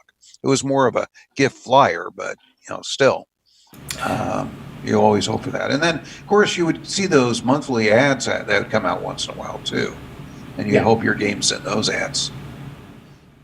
Just as much exposure you could get was great. I don't think I've ever seen the catalog with, CoCo 4 in there. You say that there was they did publish it? No, I never said CoCo 4. Deluxe CoCo. Deluxe. Oh, I'm sorry. Yeah. They have a picture of a Deluxe CoCo in one of the catalogs. It was, oops, we forgot to take that out. At least that's my reckoning. I could be mistaken, but I do remember something about that. Steve, did you ever have any insight into why on earth Tandy did not include a composite input to the CM8? And just you're making a computer that's supposed to be backwards compatible, and now you've removed all the colors from your old games. Did anyone at Tandy ever kind of talk about the CM8 was designed strictly for more of a professional situation where you're running an 80-column monitor. They weren't looking back at trying to support old graphics and stuff like that. It was up to us software developers to support it, not the other way around. All right. Well, there was that Magnavox that came with all the different inputs, which I think is right behind Ron. Yes. Yeah, and those are more expensive than the CM8 that they have. Okay, so why did Tandy do that? The answer is same as always. Cost. Same as always. Yeah, Tandy were big penny pinchers. We didn't have lowercase in the Model 1 because they didn't want to include one more memory chip. That's true. Whatever it be priced by a couple bucks. Yeah, I was going to ask Steve, on your first Model 1, you had no lowercase, right? Oh, I eventually did. You eventually did, yeah. But yeah, it just back in the day when they were doing the Model 1, lowercase wasn't necessary, so why put it in? True, they did save money, but it was considered not needed. Yeah, later when they come up with the Model 3, they did. The Apple didn't have lowercase either. The Apple II. Yeah. The Apple II didn't. 40 columns and that's it. Yep. And there's third parties that built lowercase ROMs for the Apple and made 80 column cards. I used to make a couple of extra bucks putting in what we used to call electric pencil lowercase mods into the Model 1. Yeah. The other reason why they didn't do lowercase too is those displays weren't that great on the original Model 1. And lowercase characters are harder to read than uppercase. Smaller, yeah. Yeah. And we had lower kits on the CoCo too. I mean, Dennis Bathory Kits got quite famous for his ads. Right. Using those. Okay, well, we're probably getting close to the news type of the show. I don't know how you feel about that, Curtis. Yeah, we can do that. Did you want to break first? Because I've got a fair bit of stuff to go through. Let's do a break now. I think that audio's going out over the commercial. So if you're commenting on something, you might want to comment on the commercial rather than side conversations. Or just comment through the text chat locally on the show. Yeah, so we might want to keep until I figure out or remember how to stop that. Let's go to a commercial. We'll be right back after these messages. Hi there, this is Mark Overholzer, and you're watching CoCoTALK, the world's leading weekly talk show where you can join in. Hey, come watch us and see what's happening in the world of Coco. CoCoTALK is brought to you in part by Placeblex Dietary Supplement. Placeblex, we think it works, so will you. What's going on, everybody? Stevie Stroh, and I want to say thank you for continuing to watch and listen to CoCoTALK. We love doing this show. We think we put together a pretty good show for you, but this show could be better with your help. So if you would like to send a feedback, a comment, a suggestion, a show topic, or maybe even your own little segment or bumper, then send it to us via email to cocotalk@cocotalk.live. This show would be nothing without you. Love to hear from you. CoCo2, c'est le coq champignon, des micros et dans le pion. Pour le jeu, il est pas battant, les études, c'est pas bizarre. L'expansion, il a ça, les commandes, tu vas voir ça. Notre CoCo est programmable, pour tes cours, c'est bien serviable. CoCo2 de Radio Chaton, la belle est dans le sac. Un ordinateur couleur qui a de la personnalité. Le CoCo2 de Radio Shack. On solde pour Noël à partir de 149,95. CoCo2 de Radio Chaton, la belle est dans le sac, c'est toi, c'est CoCo2. And we're back, everybody, and someone's doing a drum roll on their microphone. Thought I'd muted that. Sorry. So, what are you getting? You getting anxious for the news? Curtis gets very excited about the news. It's very true. Well, it's that time of the show that everyone's always waiting for because it means we're closer to the end. Well, except Jim Brain, he's waiting for the end itself. But. Yes. So we are ready for L. Curtis Boyle. Take it away, Curtis. Okay, let me get me all sharing up here, and can you guys see that? Yep. Okay, I'll just make one little quick news bit before I get into the actual news here. I'll just mention the 609, 609 optimized games that have been released the last couple of weeks are now all available in the Color Computer Archive. So if you guys want to grab them, or if you haven't got them already, they're all available there. How would we find them? Just if you log into the Color Computer Archive, it's the most recent entries. They're on the homepage, yeah. Yeah. And Curtis, did you make a distinction, or did Guillaume make a distinction between the 639 fast and the 639 medium speed? On Xenion? I can't remember if he did or not. I know he differentiated the 6809 optimized versus 6309 optimized, but... Okay. Well, for those, there is a medium speed of Xenon if your 609 is going a little too fast. It's for the people that are old at heart and can't keep up with the game. So. Hey, I finally beat the game on medium, so, you know. Yeah. Well, Brian Palmer beat it on fast, so. Okay. All right. Well, I feel like you're really attacking my accomplishment here. Yeah, I am. Oh, okay. Because I had to do the extra work to make that extra version just for you. So. All right. That's right. You did. I appreciate that. At any rate, here, I'm going to start off with the dragon stuff here first, just because there's a fair number of them this week. He's been busy. That's the same guy, Pet Sass Jim 1. So this is one is part of the Horus series. Now, Cuthbert's one of the famous series that was on a lot of the micros in the UK back in the 80s, including the dragon. And Horus was another character that appeared in multiple games, which actually you'll see a few of today. And I think we might have done one before, Horus Goes Skiing or something. I think we did last week. So this first one here is Hungry Horse, which is kind of Pac-Man. And you'll have to let me know if the volume's too loud in there because YouTube's kind of terrible for that. But it's kind of Pac-Man with some twists. So you're basically in this park or maze. I can't remember what the instructions said. It's kind of weird, but you got these little bombs you can set off, and you've got these they're policemen's heads chasing you, basically, or guards, whatever you want to call it. The twist on this over the original Pac-Man is that it's actually multi-screen, but it's not multi-screen as in levels like the original Pac-Man. They actually connect to each other, so you can go side to side between multiple screens as you're going. So it's actually an extended maze. So I'll fast forward to maybe another maze here. Yeah, another thing is there's dead ends. Yeah.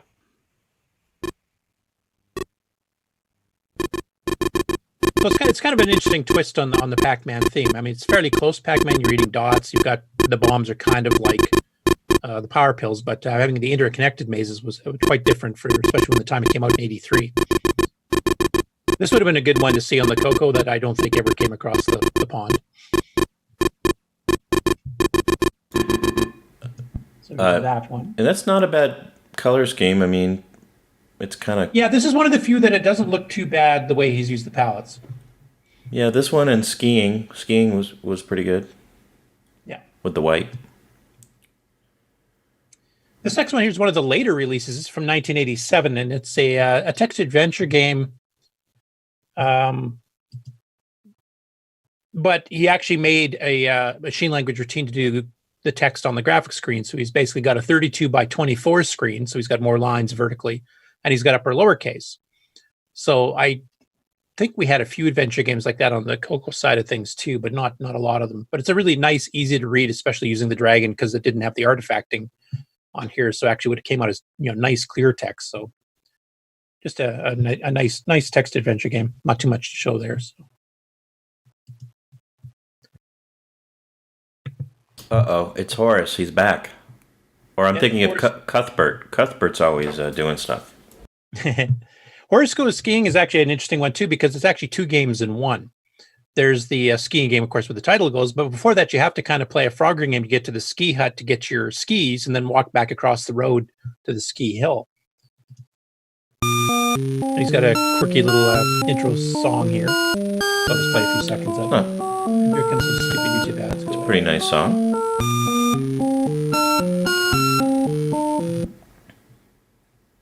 Oh. So there's your Frogger themed one. Then you go into the ski hut. Now you've got your skis you're carrying. Oh, that's pretty cool. I like when you get hit here, you don't just flatten out. You actually get thrown off the road by the impact, which is kind of interesting. All right. I always like that. Anyway, I'll fast forward to the ski part. Yeah. Yeah, this is where a lot these dragon users are really use these other color modes. No, notice at the top of the screen it says cash, £20. Yep. Not euros or dollars. That's right. This is pre-Euro. So I know you have the screen between the poles here, just kind of like the 3D scheme we had on the CoCo. But I just like the fact he combined two basic arcade games that exist on their own into one big one. So it's almost like getting a bonus game. Yeah, and you could. I wonder if you put the double speed poke on this, if it would go faster. Yeah, I mean, I could 639 this one too, because this is the scrolling. That's exactly what I've been speeding up in the other games, so I could do it on YouTube. Yeah, I'm afraid of your 6309 version. And you put double speed and the 639, and it becomes, I don't know, jet skiing or something. Yeah, well, the game's over just by hitting enter. It's just over. But it's a nice game. It's a pretty cool one, having the 2 games for 1 type of thing. Yeah. This one's called Hornets, and it's kind of an original game. I don't really know how to describe it. You've got a bunch of hornets, I guess, circling around a box at the top, and then you got to shoot them, and occasionally you get things to come down. I cleared all these things. Well, more Puyan colors, but, you know. Well, they didn't have artifacting, so, I mean, that was your choice, this or the green one. That's right.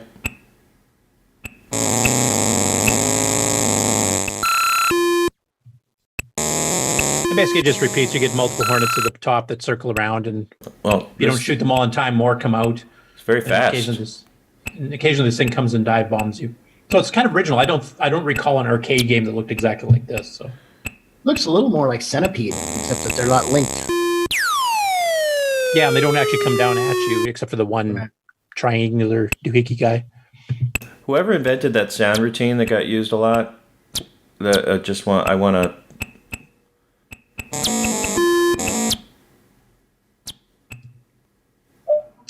Do you want Ron Delvo to have lunch with them? Yes, exactly. Thank you for finishing that thought. I didn't want to get violent. We'll get our Ron's people to talk to your people. And this next one's called High Low, and it's a basic game. And there was, just like the early days of the CoCo, there was quite a few basic programs that were actually sold commercially. And unlike Steve, I'll skip the directions.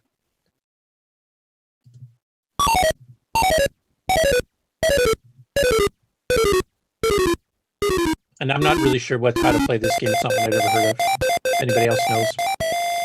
Can you send me the soundtrack to this? This is beautiful. Looks like a business game. Probably sell high, buy low. Could be.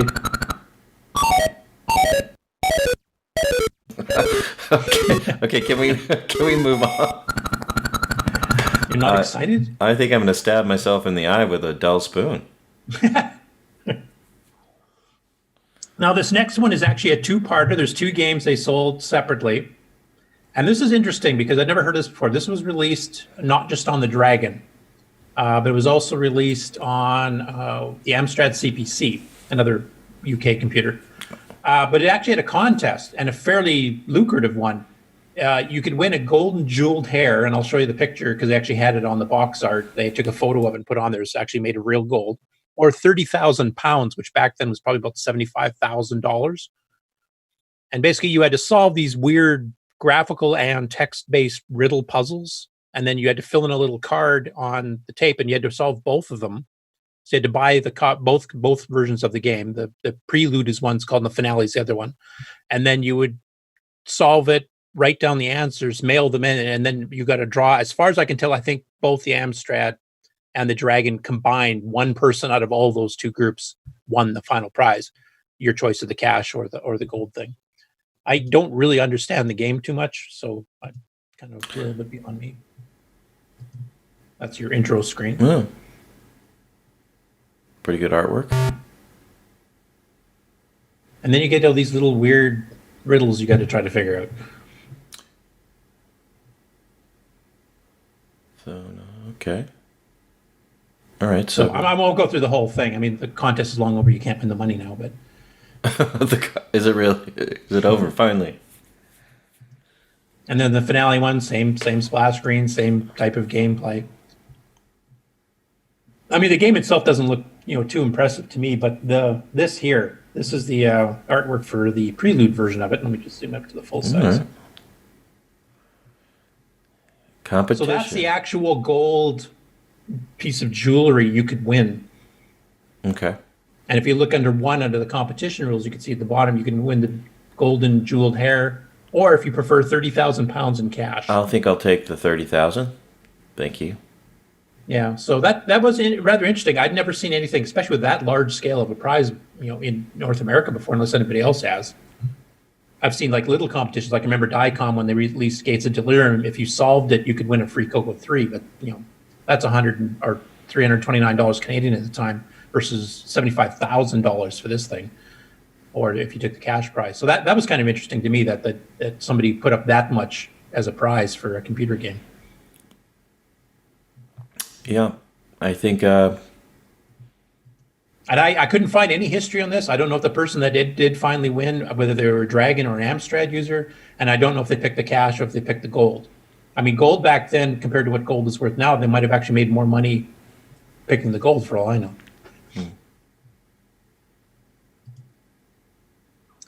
Next one here is called Hide and Seek. And this is sped up, so you don't have to wait the full 2 minutes and 20 seconds to load. I do like the warning about how long it'll take.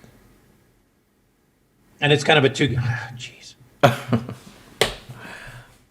I literally cleared all those off before I joined the show, and now they're all coming back on. So YouTube's getting even more aggressive with their ads now. I think we need to get you an ad blocker. So it's kind of the you've probably seen the matching squares one where you try to match the two pictures.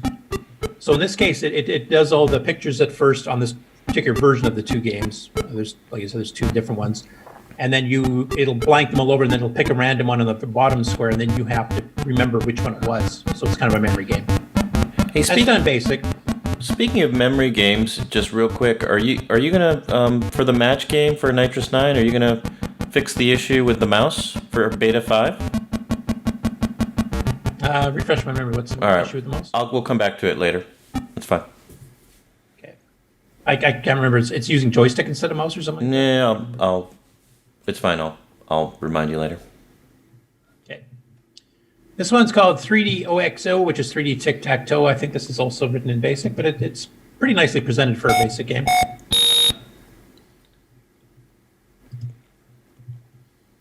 Fast forward a bit here. That's title screen. And it does all this typing stuff, which gets annoying with the sound, so I'll skip that.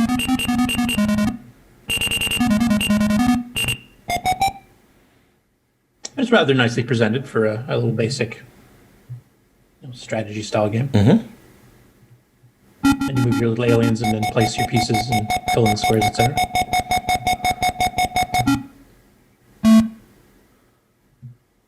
Okay. 3D tic-tac-toe.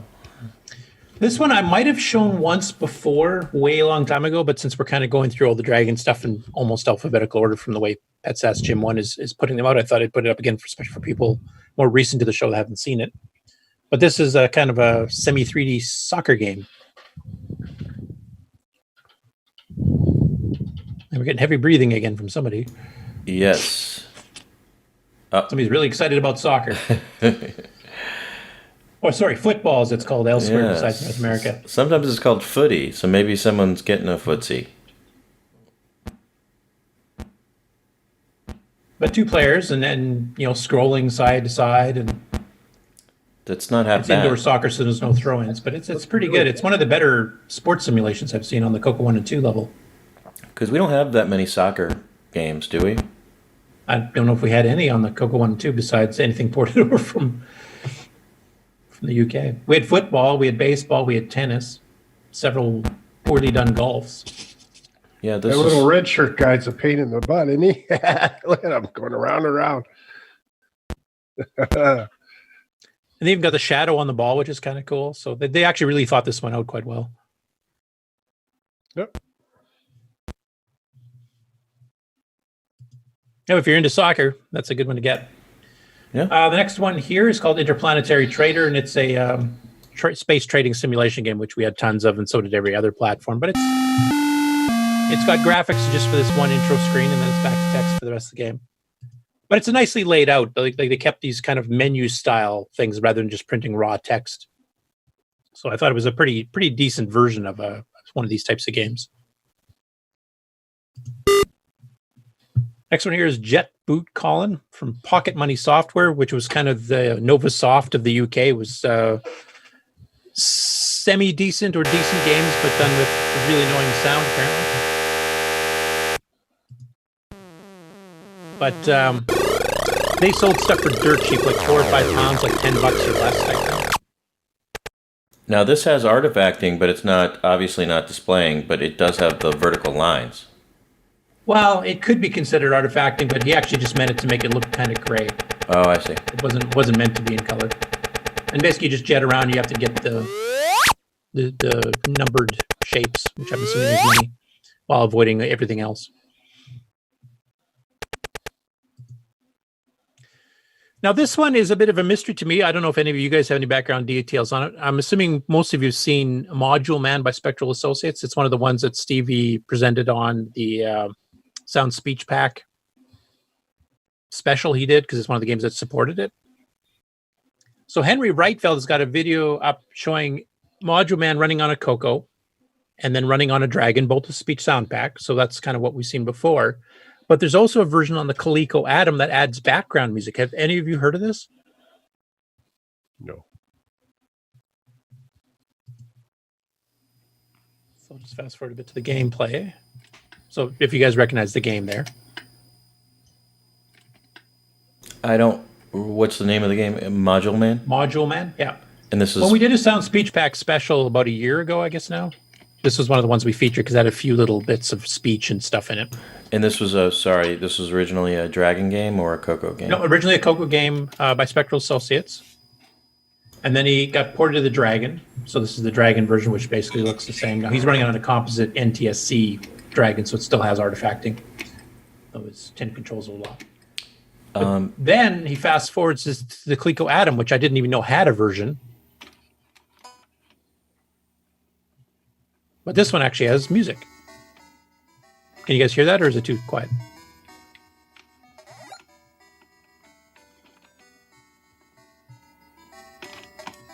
I like it. Blips better. I just said I'd never heard of Spectral doing anything for the Atom or ColecoVision before, so this was brand new to me. What sound chip did the Atom have? I don't even know. I never had an Atom, so... Some of my family members did, but they quickly got rid of them for the Commodore 64. Anyway, I thought that was rather interesting. And then we're talking about Xenon here. So this video is actually made by Rob Inman, so you can probably describe it in detail more than I can. This was you playing with the medium speed, is that correct? Yes. Or is this the fast speed? No, I think it's the medium. So this is 6309 optimized, but it's running in 6809 mode. Right? Just with the stack, or just with the memory move instructions enabled. That's right. Speed it up somewhat, but not every instruction. So which put it right about the right speed that I think it's supposed to run at. It would slow down when there'd be a lot of activity going on the screen, especially later in the game. Yeah. So I'm sure the 6309 native version would improve that. But for me, I didn't like the 6309 version because the native version, because it was so fast that you couldn't actually get a space between the bombs to actually knock out like the force field and things like that. So the timing was all off. Now that I've beaten the game, can I go back in and maybe play it at the higher speed? Perhaps. Yeah, I know Brian played it at the full speed. And he actually, I think he wrapped it twice or something like that, if I remember correctly. You're talking about Bryza or Brian? Yeah. Brian? Bryza, yeah. Oh, Bryza. Yeah. So he played at the full speed? Yep. Now I did wrap. I did go to the whatever you want to call it, where it starts over at the beginning. So I just didn't get as far as Bryza. But it does start back over at the beginning after you beat the game, and it mixes up the aliens, so you get a little bit of a different look when you loop back around. Okay. And Nick, are you still on the call? Renties? Yeah. Wake up. This was actually written by a fellow Australian and sold independently by him before he started selling it through Diecom. Were you ever in contact with him? I know you were in contact with Craig. I was in contact with him back then, but he's disappeared since then. Okay. Bryza sent me a message saying he has gotten contact with him again. Yep. Oh, recently. okay. And Michael Duncan, the author, he has confirmed that he originally developed it for the CoCo 1 and 2, which explains some of the way that the graphics look and some of the masking and some of the color. Yeah, it's 4-color. Yeah. Yeah, and the 4 colors. But I guess he sent, and it blows my mind because it doesn't make any sense to me. But I guess he sent it out, and only the Color Computer 3 version was chosen to be published. But if you look at the Diecom ads, and I could show that, but it basically implies that both versions are available from Diecom. Yeah, and as far as I know, Diecom only ever sold the CoCo 3 version, so I wouldn't mind seeing the CoCo 1 and 2 version too. Yeah. Now, why wouldn't you want to sell to the complete marketplace? I don't know, but maybe it was too slow. It could have been that, or it could have been like Diecom. Xenon was one of the games for the CoCo 3 within the first 2 years of the CoCo 3's release, and people were hungry for CoCo 3 compatible games. So maybe some of the CoCo 3 features. So I think he wanted to grab at that market as much as he could. Mm-hmm. That's usually what was happening back in the beginning. Yeah, because if you were the first out of the gate for this certain type of game for the CoCo 3, then everybody would buy that because there was nothing else available yet. Mm-hmm. You didn't want the primitive CoCo 1 and 2 version at that point. So I think it probably was to help sales at the beginning. Well, so it'd be cool to see the CoCo 1 and 2 version now, if he can. Yeah, because I could do some of those same optimizations and actually give it a decent speed. So yeah, and then Dragon users might be able to play. And yep. And Curtis, if you go back to the 6309 optimized fast version, go in there. You should be able to find enough code in there or space in there to put some code in there to force it to synchronize to the VSync. That way, the game will slow down to a slightly, hopefully, a better speed or a more playable consistent speed. But then it won't. Yeah, it'll be.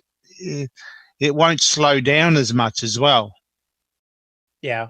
So, that means I have to actually disassemble it a lot more than I plan on. as in, my whole purpose of the 639 patches was to do quick hacks to get a really good speed boost. So I'm just looking for memory copy routines for scrolling games, basically, is what I was looking for. And those are quick to find. I know I can fit those in a smaller memory footprint or the same size as the originals because the TFM is a very small instruction to set up for. What did he use originally? In this case, he was using load D store D, same as color card. Yeah, so all that code, you've replaced that with a TFM? Yeah. Well, there should be enough. Like it wasn't long code in this case. No, but there should be enough. Yeah, there should be enough where you've chopped out a lot or bypassed a lot of that code and put a TFM. That should have left you with enough space to put a sync, some sort of a synchronized to VSync, which is only a few bytes anyway. Yeah, but then I also have to find the sound routines and figure out how he did those, like if those have to be synced too, or if he's got some background thing running. The way I do the VSync is I poll it. I don't talk to the interrupt routine. Oh, okay. Yeah, so I can send you that. Yeah, bit if of I code. decide I have a lot of time to waste, I might try that again. Who knows? No, nothing but. or I could just send you where I patch it. You could do that part. No, I'm too busy. Although I'm too busy doing real programs. But Curtis, what about a game like Contras? Is that something that could be improved? I have to take a look at Contras. I've got a list of about 15 other games I want to try. There's a few I did take a look through. Some of them actually don't have scrolling routines that I thought would, like Devious. It doesn't. It redraws lines every time. And I didn't feel like trying to figure out how those line routines work and where they were and everything else. So I did do a patch to Gauntlet 2 that's slightly faster, though. David Ladd, if you're still on the call, I gave you the 2 videos to see if you could try to sync because I had to hand record them. But the speed up was very negligible. I thought it was going to be a bit more than that. I'd have to enable native mode on top of the patches I did. And what's the game where Beware I Live? What's that? Sinistar. That's another one that's on my list to check. Okay. Yeah, there's a few others, Draconian and a few others there, but I'm trying to get back to EOU first and try to get that done, and then maybe I'll sneak in another. I'll be like Nick, I'll have these distraction projects, which is what this was. Okay. And I was waiting to hear back from Bill on some of the Nitrous 9 changes we're doing here, and he was busy, so I decided, I'll do this in the meantime. Because I've been thinking about doing this for years. Yeah, and I got to it, so. Paul Shoemaker joined, and Paul, don't go anywhere, because I think we want to talk to you about some of your projects. Oh, okay. Great. Yeah. Yeah. And of course, I do have one comment that I wanted to add about speeding up games like that. You got to remember, us game designers, we designed the game to run a particular speed, or I should say, most of us game designers designed it that way. So, we'll make it run twice as fast. Well, you just made it 4 times harder. Well, that's what I'm saying. So if you look at these little in the game below, I don't know what you call them, these missile silos that open and close.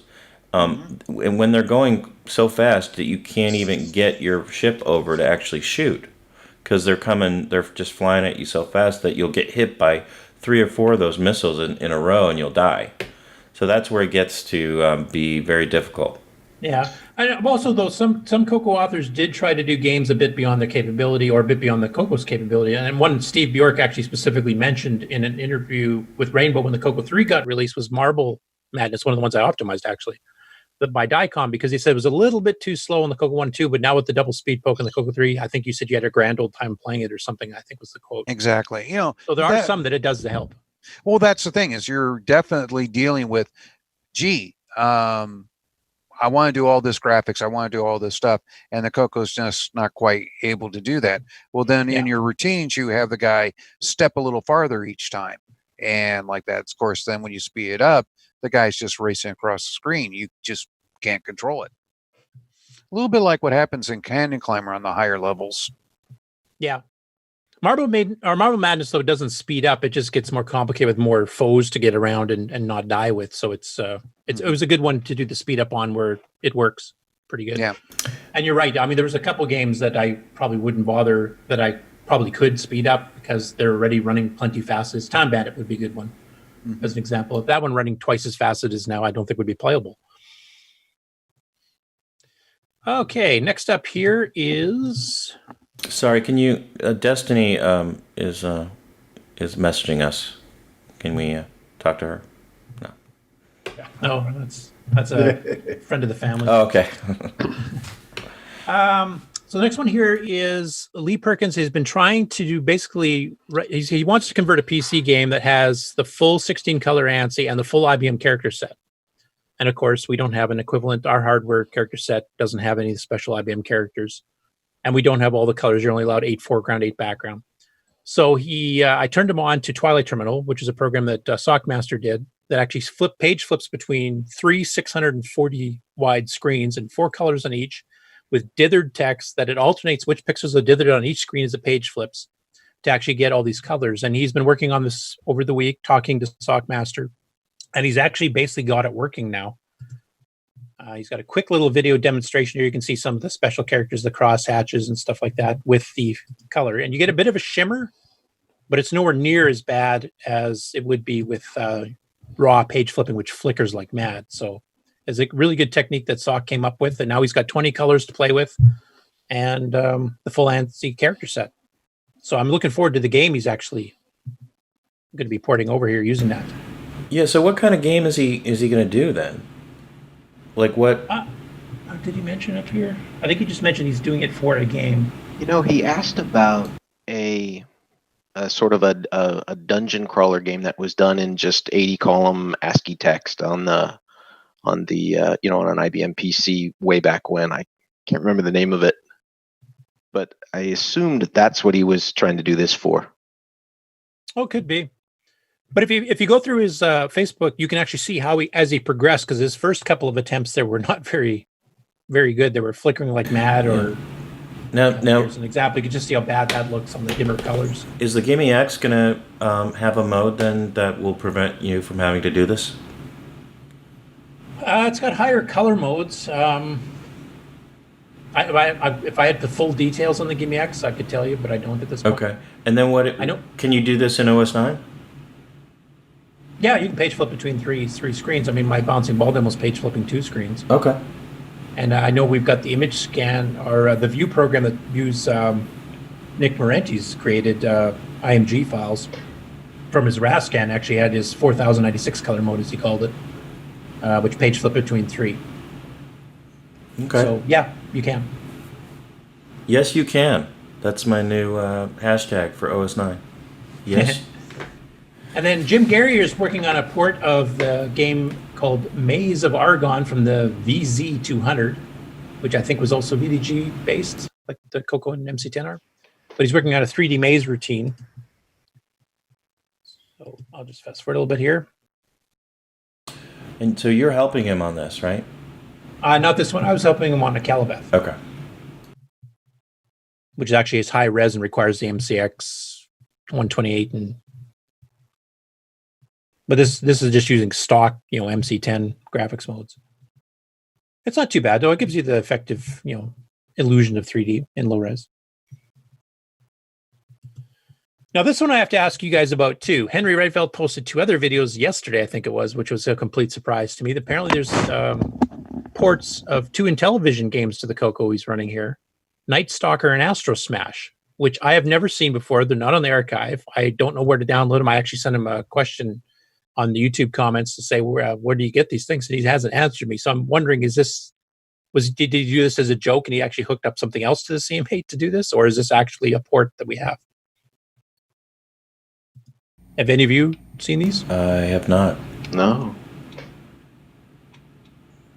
It and that's really close to the Intellivision. Oh. Or has he written an emulator? Transcode. I have no idea. He hasn't answered me, so I couldn't even tell you. Because that looks like a very CoCo 2 P Mode 4 screen. Yeah. I mean, there's no color, unlike the Intellivision version. And the Intellivision was also low res, so. It was lower res and a slower CPU, wasn't it? Yes. Though it did have a sound chip. Yeah, but he hasn't emulated that. But like it's got even the smooth running that the original. I remember seeing this at the day because most people did your walking people is very like 3 frames or something, and this is a much smoother animation of the running and stuff. It's almost Prince of Persia early version type thing. Okay, so Paul Fiscarelli saying something in the chat. It's part of the AGD games, I guess. I don't remember seeing it in AGD games. I don't think so. What do you say? It does look almost like an AGD engine, but I don't remember seeing these on there unless somebody's done it after the fact. It actually says Intellivision at the start. Yeah. That's why I think it could be a transcode. Paul is very firmly saying that these are part of the AGD game, so I think you're calling him a liar. Can he let us know which group of AG games it's in? Because there's been so many of them packs out. So I wouldn't mind seeing them. I don't remember seeing it when we went through them all, but I might have missed it. All right, well. And this one I think I actually came with the Intellivision at one point, so I think a lot of people have seen this one. Yeah, that's pretty cool. So we'll have to check the AGD and the World of Dragon archive. Yeah, if he can actually give us a direct link to the particular pack that has it, I would love to see that. And I was hoping Rick was going to be on today to talk about this, but unfortunately he's not. He's been working on the new sequel to Temple of Ram, where he's going to make larger mazes. He's adding some more monsters. So the top screenshot here, it just shows basic data statements, double byte assembly language code with some of the color codes here, and then he's got a little demo video showing one of the new monsters coming on the screen. Yes, that's very scary. And again, he's got a demented mad ghost, and he's also got a skull he's adding in too. So, and as with most things in Temple of Ram, it doesn't scroll. You have to walk very far across the screen for the scroll to happen, which means you don't see what's coming next. So then the ghost jumps out. Yeah, it's even more challenging. Yeah. Now I'm going to skip in the news a little bit here. I'll save the Stevie stuff for the end. So I'll go here. Run Dino Run, which was a team up between Paul Fiscarelli and Simon Jonason. They've actually released the source code now. So if you go on to GitHub on their account, you can get the complete commented source code for that game, including the 3-voice music player that runs in the background and the graphics and the game itself. So if anybody wants to modify it or just learn how they did it, here you go. I wonder if they'll make it for the 1 and 2. They wouldn't be able to do the music routine the way they are now. That's the one thing. They require the interrupt to do it. So you'd have to drop that or simplify it greatly. And this one here is basically the next episode of the CoCo game, or CoCo show on the Amigos guys. Has actually been recorded last night. I didn't get a chance to check this morning before I got back to the show, but as of last night, they hadn't split it out onto its own separate thing because they ran 3 of the shows together. So they were reviewing Time Bandit, and then they reviewed Thexter. They both really like Time Bandit, especially considering the era it was and the fact that it predated Gauntlet by 2 years. That's awesome. People that was later awesome. That's really neat. Thought it was a clone of Gauntlet. What do you got? This is a one. And then they did a review of Thexter a little bit later on. Now, which was mixed reviews between the two of them. One of them didn't mind it too much. The others thought it was not as good. I won't spoil who did what here. I've played this on a couple systems. It's pretty decent. It's nice to see them getting the new content. They did one of my picks for the upcoming one, and they're going to be doing Phantom Slayer as one of the 2 games for the next episode. And they're, as I mentioned, I think last week, they're actually got enough Patreon subscribers now that they're actually doing it twice a month. Yeah, they have a really good rapport. They keep things moving. They have a it's very do some research ahead of time to figure out some of the details. They're like the complete opposite of our show. Yeah, it's good rapport. They keep things moving. They research their stuff. Yeah. And Paul Fiscarelli posted a link to the Color Computer Archive that has the AGT games with those ZX Spectrum ports. Okay, cool. I'll have to check that out because I guess I just completely forgot they were there. It is very interesting watching the Amigos because the guy on the left there, and I forgive me if you guys are watching, I just forget the names, but the guy on the left didn't have the CoCo, and so he was commenting that Thexter was very out of date by 1988. But you were mentioning in the chat, Curtis, that Thexter actually came out many years before. Yeah, it came out in '85 originally on some of the Japanese systems. It came out on the CoCo in '88. So, yeah, the Color Computer 3 was getting a lot of kind of last-minute hand-me-downs as Tandy finally started licensing, official games, RoboCop, Predator. A lot of these games had come out several years before. Yeah, the CoCo 3, they actually started licensing a fair bit. I mean, Steve was involved with some of them, too, like Rampage. But, the CoCo 1 and 2 era, there was like Zaxxon, Puyan, and then Moon Shuttle and Frogger, which weren't sold at Radio Shack, and that was pretty well it. I guess Poltergeist is an officially licensed property. But as far as arcade ports or something, that was pretty well it. And not even a lot of cross-platform games that they did back then. Some of the educational stuff, I guess, like some of the Sierras, Donald Duck's Playground stuff was cross-licensed. But yeah, with Dexter, I don't know if the other platforms had different control schemes because I never played any other version. But they were commenting how when you transform into the ship and then you hit a wall, you automatically transform back into the robot, and it's very annoying. And I remember that being an issue for me when I was a kid playing it, which they could have created a dedicated key, in order. Yeah, like the Shields key. Yeah, exactly. I got used to it, so I wasn't too bad at playing it back in the day, but yeah, it could have used some improvement. I think it was rushed. I think they originally planned to make it a disc game with more of the levels like the other versions had, but then they decided to settle in a cartridge because then it would fit on 128K. People wouldn't have to have disk drives to run it, so their market was a lot bigger. So they had to cram it into a 32K cartridge because this is before they started doing the quote-unquote super cartridges with MMU units built into them like RoboCop and Predator did it. Of course, this is one that really could have used it. Yep. Well, now we have the OS 9 version, which is so much faster, and of course you could add additional levels if somebody was enterprising enough to continue developing on it. Yeah, I mean, there's some other features we added on it too, like you can start at any level of the 5 levels. You can make yourself immortal so you never die. What's the level command to start at? If I wanted to start at level 5, how do I do that in ease of use? Well, if you're double clicking it on the icon, it won't because I didn't make it an option right there. But if you run it from the command line, you just do dash. Well, just do dash question mark. It gives you a complete list of the help. All the commands we had. Okay, I don't recall that. And by we, I mean Alan DeCock. I didn't have anything to do with it except playtest. Okay. Okay, so look forward to the separate version of just the CoCo show by itself, because in this case here, you have to scroll through 2 hours of the other 2 shows to get up to it. They got the Amigo show and then the Sinclair show first. But the separate version will be coming up probably later this week, I'm guessing, on YouTube. And then the last two I have here, Stevie recorded some stuff before he headed out to Georgia on Friday. His first one was Project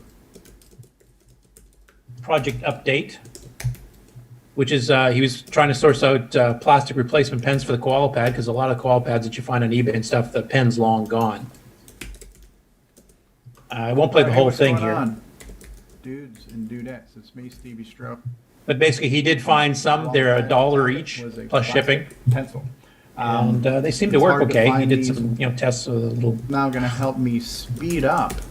At 0, 0, I can kind of sort of go across here. I should be able to get all the way over to 63 if I jump to the hard right. And if So just out of curiosity, how many people here on the panel actually have koala pads? And reach 63. I don't anymore, but I certainly wish from 0, 0, I still did. the top left corner. I went for the Commodore 64. 63, 63, which is the bottom right two of corner. them. So I can get all of the you're hoarding. coordinates on my X-Pad. You know, I wonder if you can still find those for that The dollar. one thing that is a little bit wonky, and I don't know if this is my tablet Surface or if this is the stylus, because maybe my Surface is a little bumpy because it's 40 years old. Yeah, it seems to But jitter the a bit, minute and I don't try to know if start that's the coloring stylus now, or the surface, as he's let's saying, say I or just go the over fact here. the koala pad wasn't the greatest and I've device hit, or not. But color 2. if you have And one, I though, wanna at least try you to now you can get draw a replacement straight pens, and line they're cheap. across. One of the things you'll see here is So I we'll don't post a link for the full video for that. And then he did his playthrough of the 6 through 9 games here with some commentary on it. I think it was on Gantlet. He was saying that it still's jerky, and that's just the way it was programmed. I mean, there's not much I can do unless I rewrote Dave Dyes' original routines. Because basically, when your guy hits the edge of the screen scrolling, it shifts the scene over and then moves your guy with it, and then it shoves your guy back, so it looks like he's bumping back and forth as he's walking. And we've kind of seen videos on this stuff before, so I'll just show and grab Gantlet here so you guys can see the effect he was talking about. Oh man, that rock came out of nowhere. Sucker. I gotta move this out of the way first so I can see what I'm doing. It's touchstone. Crikey. Yep. I've never actually played Color Car Action. I'm looking forward to that. The bone pile leaves a little. I can see the little jerking back and forth the guy does when it's scrolling.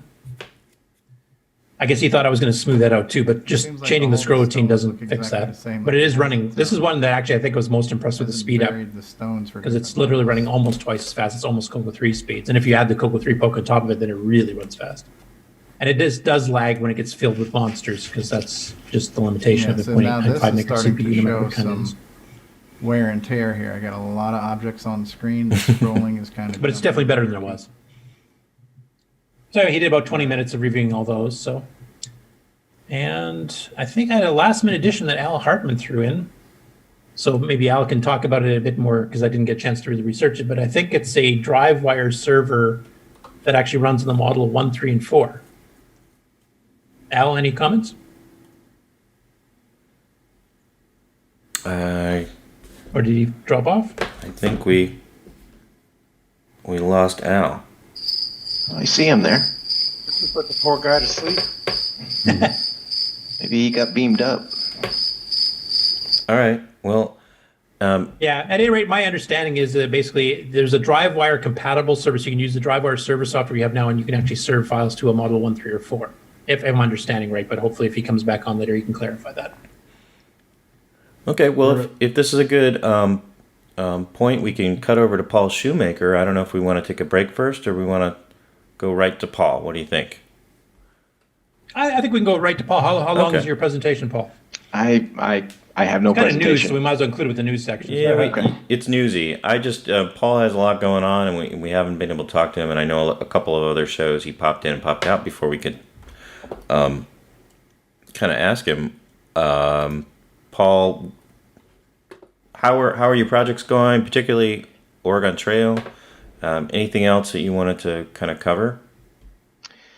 It's going okay. And so what I've been doing for the last couple of weeks is just kind of working on the assembly language subroutines, which I have to reverse engineer. Because you remember that although I said that the Apple version of Oregon Trail is a mix of basic and assembly, it and the basic listings are out there. I've downloaded them and printed them out, and I use them as the basis of the basic program for the CoCo as well. But the assembly language subroutines, I don't know how to get to those, and even if I saw them, I don't know that I would know how to do anything with them in Apple Assembly.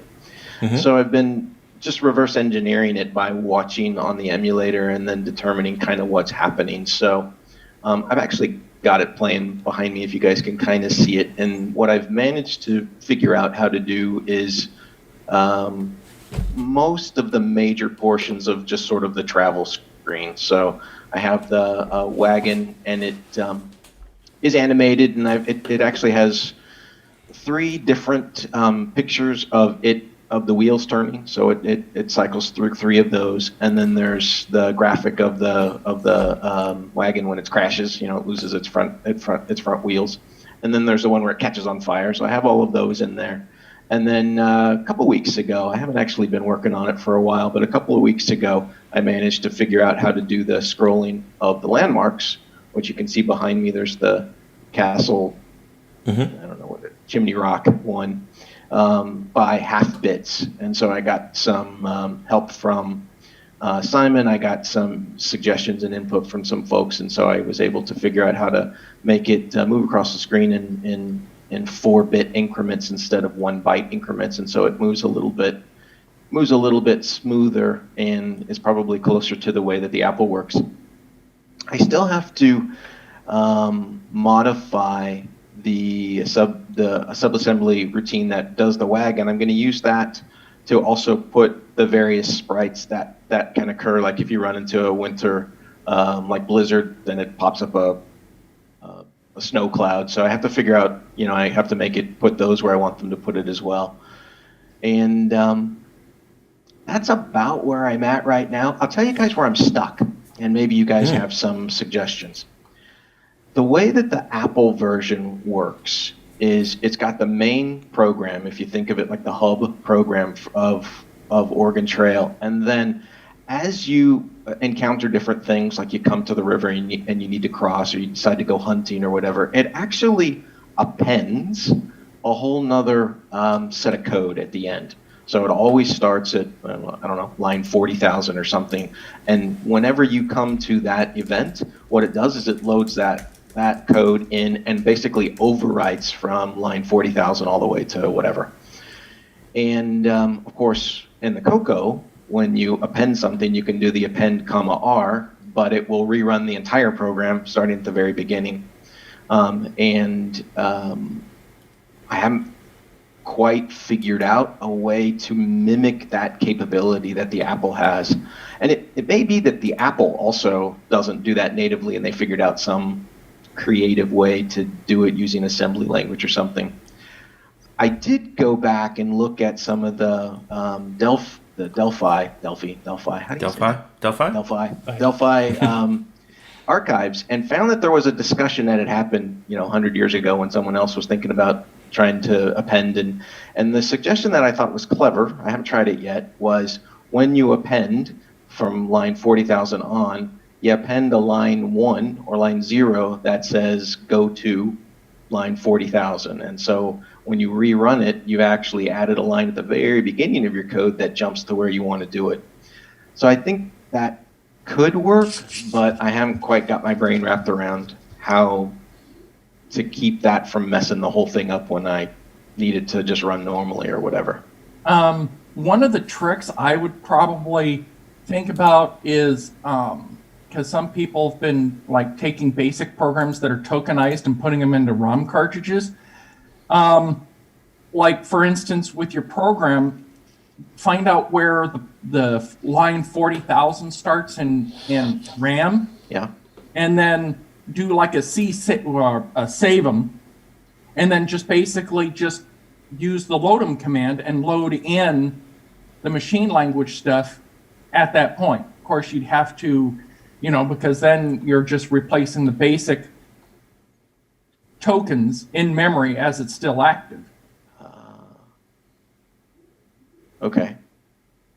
I follow the logic. It's kind of hackish, but that's probably what they did on the Apple. Maybe. Maybe the basic assembly or the basic listing, excuse me, for the Apple one is lots of it is very clear and easy to follow, and then some of it is I don't like. I went and got some, looked at some Apple Basic books. I can't tell what those commands are. I don't know if they're real commands or if they have something or they've actually created some specialized commands that they're executing in Basic. I'm not sure, but that's a good idea. I'll think about how to do that. The Apple Basic can't really be patched like the CoCo 3 can, but the DOS basically interrupts the input vector and vectors it through DOS and then back to BASIC. So theoretically, you could add a DOS command that would do something. But they would have to do something to patch the DOS to make that happen. Okay. Do you remember what kind of commands you're talking about there? Are they calls or shape tables? No, it's not a call. It's one of them actually says APD or APND, which I assumed was the subroutine that was appending the files, but yeah, it doesn't. See if I can find it. Yeah, I don't think that's standard BASIC. Not that. Mind you, my Apple II is pretty rusty. It didn't look like standard BASIC to me, but I could be wrong. So they could be doing, Marcus said, ADOS and a few other things did that too, where they append new commands to the BASIC command table by intercepting all the hooks, and you go to your stuff first, then you drop back to BASIC. If it doesn't exist in your code, then it goes and finds the command, disk BASIC, then extended BASIC, then color BASIC. Right. Also, so that's where I'm stuck right now, is trying to figure out how to make. Because it's a much bigger program than will fit in memory, and I had toyed with the idea of just having it only work on the CoCo 3, where I might be able to, utilize some of the extra memory by bank switching or something. But I really wanted it to work on a CoCo 1 and 2, since I'm sort of writing it for that. Mm-hmm. So that's where I am right now. I can't. So, for example, they have a couple. A private message, Paul, about chaining AppleSoft programs. Okay. And I'll post it also here for everybody else. I appreciate it. So they have a command called box, and before these, what I believe are not actual Apple basic commands, there's a little ampersand sign. What does the ampersand sign do? Yes, the ampersand. That is a hook that can vector to a machine language routine. So they're loading some sort of machine language helper, and then they put the ampersand, they put command before or after it, I guess. And so what happens when it vectors there, then it figures out what line it was on and reads the parameters to do stuff. Okay. It's a machine language hook, other than using call or USR.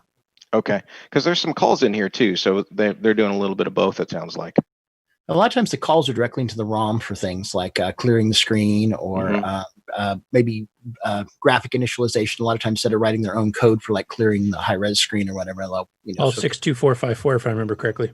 Yeah, I went and found this, if you guys can see it. Beagle Brothers. Yep. Yeah, the Beagle Brothers stuff that has a ton of calls and commands for the Apple to help me to try to decipher what's going on in some of this code. But the ampersand being a hook to a machine language code or assembly language subroutine, that makes good sense to me. So, is that kind of like our USR statement there, Mark?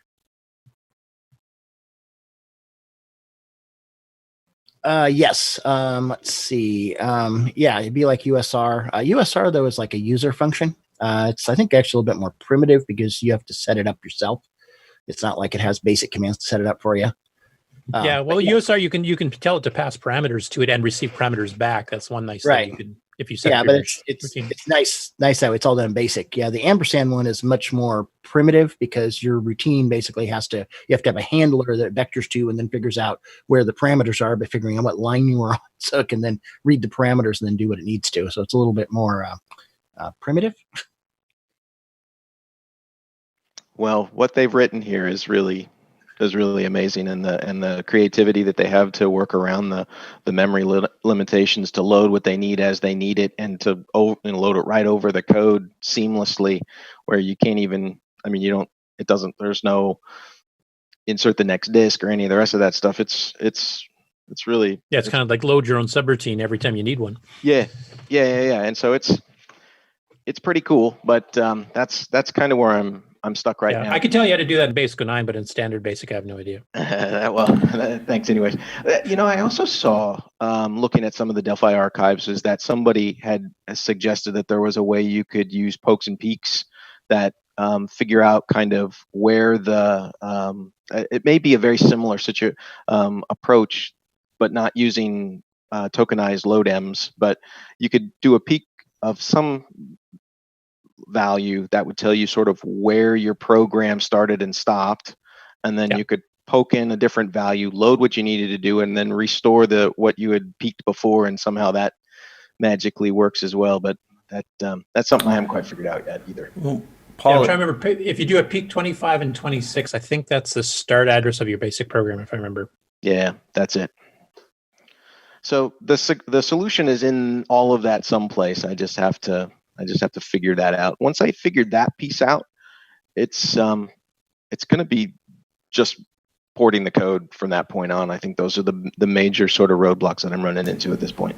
Well, a couple of things. We have the Oregon Trail channel on Discord and some very smart people who, if you think of it and you're I believe you're on the Discord server. You could post some of these on the channel. I will. Yeah. Cool. And that's the only project I'm working on right now. I have I've started thinking about kind of my next project, which is what I do. I get partially into one, and then I start working on something else, and maybe I'll come back. We call them distractions. Yes, I have tons of distractions. Do you guys remember a submarine game that I think was written primarily in BASIC, and I played it first on PC DOS or MS DOS, called Gato? It was. Yes, I do. Mark? I do. Yeah, it was a ton of fun, and I remember playing a lot of that game, and so I thought that one seems eminently portable in the realm of stuff that I'm capable of doing BASIC with assembly language subroutines. So I think I've got an earmark on my next project after this one will get done. But I'm going to finish this one, but it's probably 3 months away. I see Mark's holding up. You'll have to zoom up on him there to show the cover. I have an original I acquired from somebody and the discs and manual. That's it. It's a really fun submarine game, and I remember I played it as a kid, and a lot of the naval simulators that were just too hard for me to figure out, and it was hard to keep my interest because they were too hard to figure out. That one had a nice mix of not so difficult to play, but some strategic elements to it. So. Yeah, Sub-Battle Simulator, I mean, it's called a simulator for a reason. Yeah. It's pretty complex. Yeah. You either really like simulators or you don't, and I think I kind of really don't like them. So that one might be my next project. And then the other day I bought from John Linville, and I put it together, but I haven't used it yet, is his Game Master cartridge.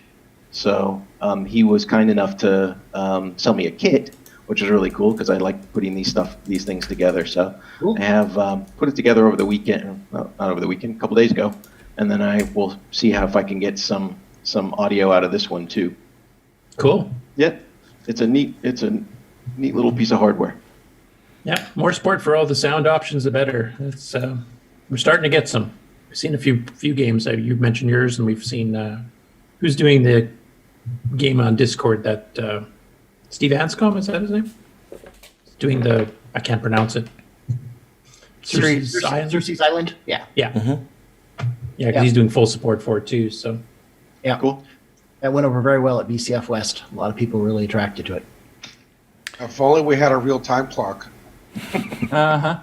So the other thing that, since we were talking about games, the GMC has the same chip that the CoCo Atom has. So therefore, if someone wanted to take up the task of patching the Module Man for the CoCo, well, there you go. You could pull you're volunteering, right, Dave? Is that what you're saying? Nope. I'm saying someone that actually knows how to do programming with a darn. Paul, any updates on? That's a good point about the CoCo Atom sound chip being in the GMC. And Paul, any update on Dungeon Crawl? Do we have do you have a Christmas pack for the holidays? If we want a physical Dungeon Crawl disc. No, a Dungeon Crawl. Yeah, that's an interesting topic. I'm not selling Dungeon Crawl any longer, and And the reason it's a bummer, and I'm really bummed about it. I actually had created a bunch more packets ready to go. I've actually been working on it, or I had been working on it a little bit more, adding some additional features like the ability to load a character, not just use one primary or create a new one, and a couple of other features as well. But I'm not able to sell it any longer. I'm not able to offer it any longer. And the reason for that is when I created the game, and it's based on Telengard. I mean, it is basically Telengard reskinned for the most part. The graphics that I used for the actual 2D top-down dungeon, I found a tile set on, I don't remember where I found it from. I was just searching one night. I found a photo or a screenshot of a tile set that was a mock-up, and so I copied that screenshot, and then I basically designed my graphics that I use, the tile set that I use. I used I would say about half of the tile sets that I use in that game are from that screenshot. And it turns out that the screenshot that I took was a screenshot taken from a quite talented graphics artist who goes by the name of Cast Pixel. And she contacted me and was like, "Hey, you're using my stuff." And I didn't realize it. I didn't intend to use her stuff, but we agreed that, yeah, I didn't ask her. I didn't license it. I certainly didn't let her know. And so what we ended up doing is I agreed that I wouldn't offer it any longer. And the amount of money that I did earn from selling copies, I ended up splitting it with her and sending her half of that.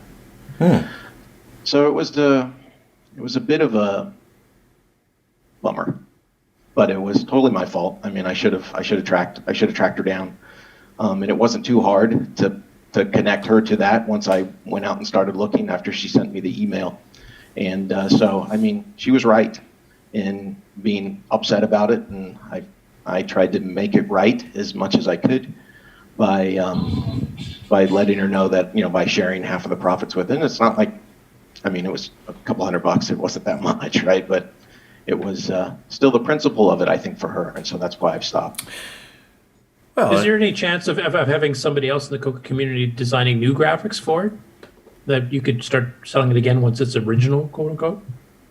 Sure.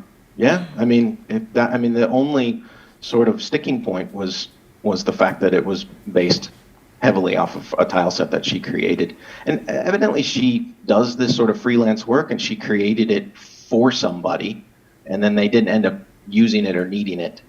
So it's not like there's another game out there that looks just like that. It's just got this one mock-up screen that she has that she created at the behest of somebody else. And so it was a little bit of, I created this, and then I created this for somebody else who just hasn't done anything with it, but it's still theirs. Now you could maybe load it into a tile editor and change that. Is it just the tiles? It's just the tiles. Yeah.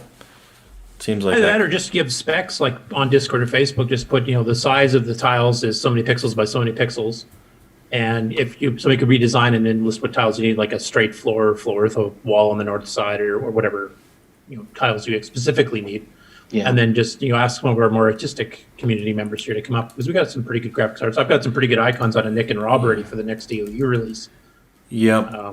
We do have some people here that know what they're doing on that type of stuff, so maybe we can get a re-release with fixed up graphics. Yeah, that's a good idea. And there's a free tile editor that actually Chet Simpson uses, but I had learned about it before I knew Chet was using it. It's called Map. It's at mapeditor.org, and I'll post it in the chat. And perhaps if you did release the specs for the tiles, we could play around with creating new ones for you. Cool.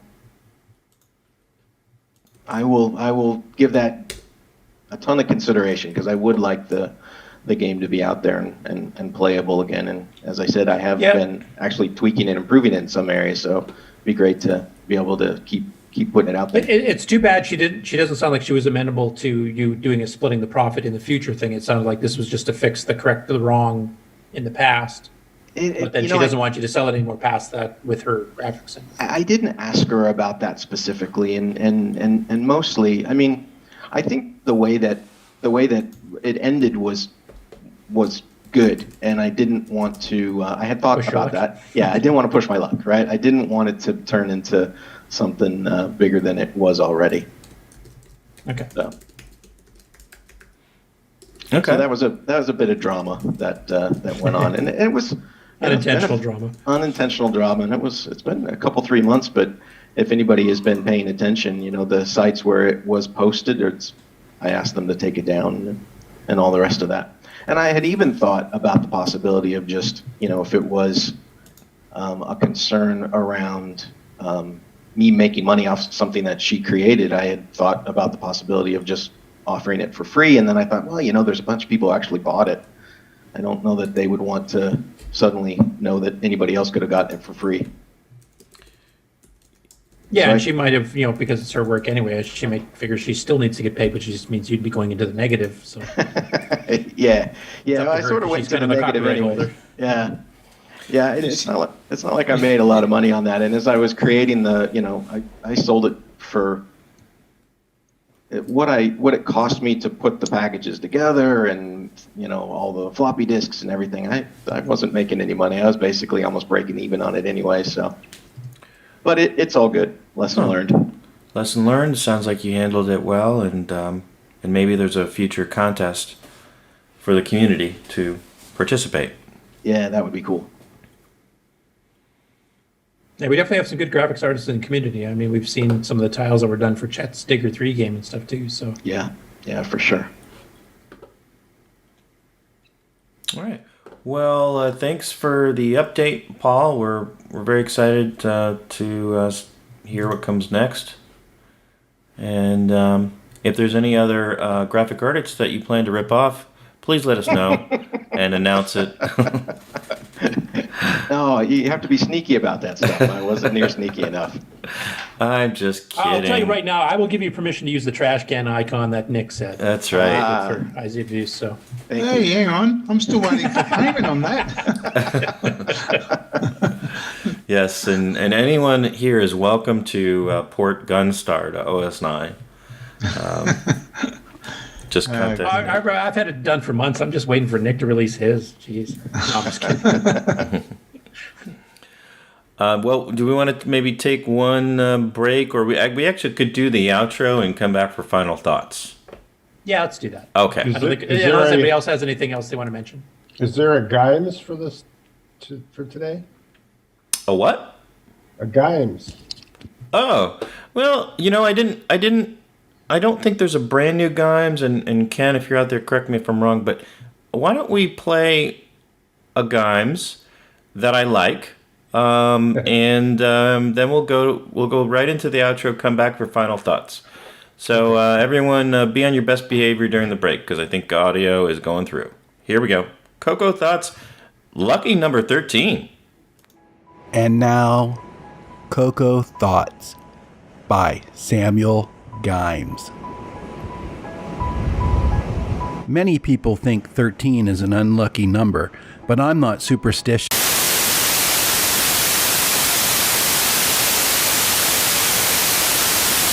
This concludes another episode of CoCoTALK, the world's leading live talk show featuring the Tandy Color Computer. For all things CoCoTALK, visit us on the web at CoCoTalk.live. We'd love to hear from you. Send feedback, suggestions, even segments via email to CoCoTalk at CoCoTalk.live. CoCoTALK is rocking the 8-bit world, keeping the Tandy flame alive. We may be mocked, but we'll never stop, 'cause CoCoTALK is rocking the 8-bit world.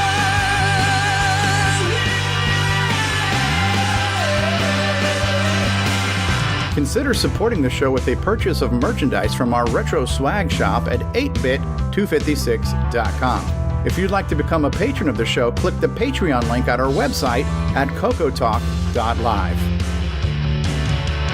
CoCoTALK is rocking the 8-bit world, keeping the tandy flame alive. We may be mocked, but we'll never stop, 'cause CoCoTALK is rocking the 8-bit world. CoCoTALK would not exist without the community, its cast, crew, and contributors. Thanks go to Curtis Boyle, David Ladd, Mark Overholzer, Grant Leedy, Bruce Moore, Nick Marentes, Ron Delvaux, Rick Adams, Jason Reichert, Richard Lorbieski, Jim Brain, Tom C., Rob Inman, Mark Bosley, Brian Joyce, Ken Reichert, David O'Connor, Brian Weasler, Terry Steggy, Nick Marotta, John Strong, and many more, especially to Steve Bjork for production suggestions and James Different-Daffer for making my head explode.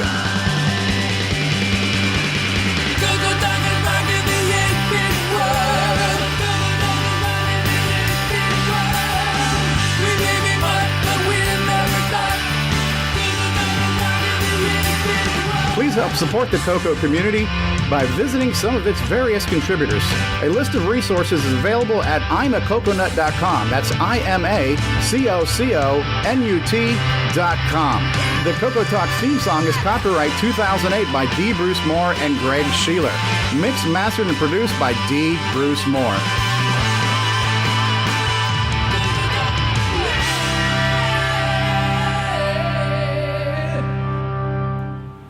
And we're back. Let's thank some of the people in the live chat. Matchy just joined us or has been out there.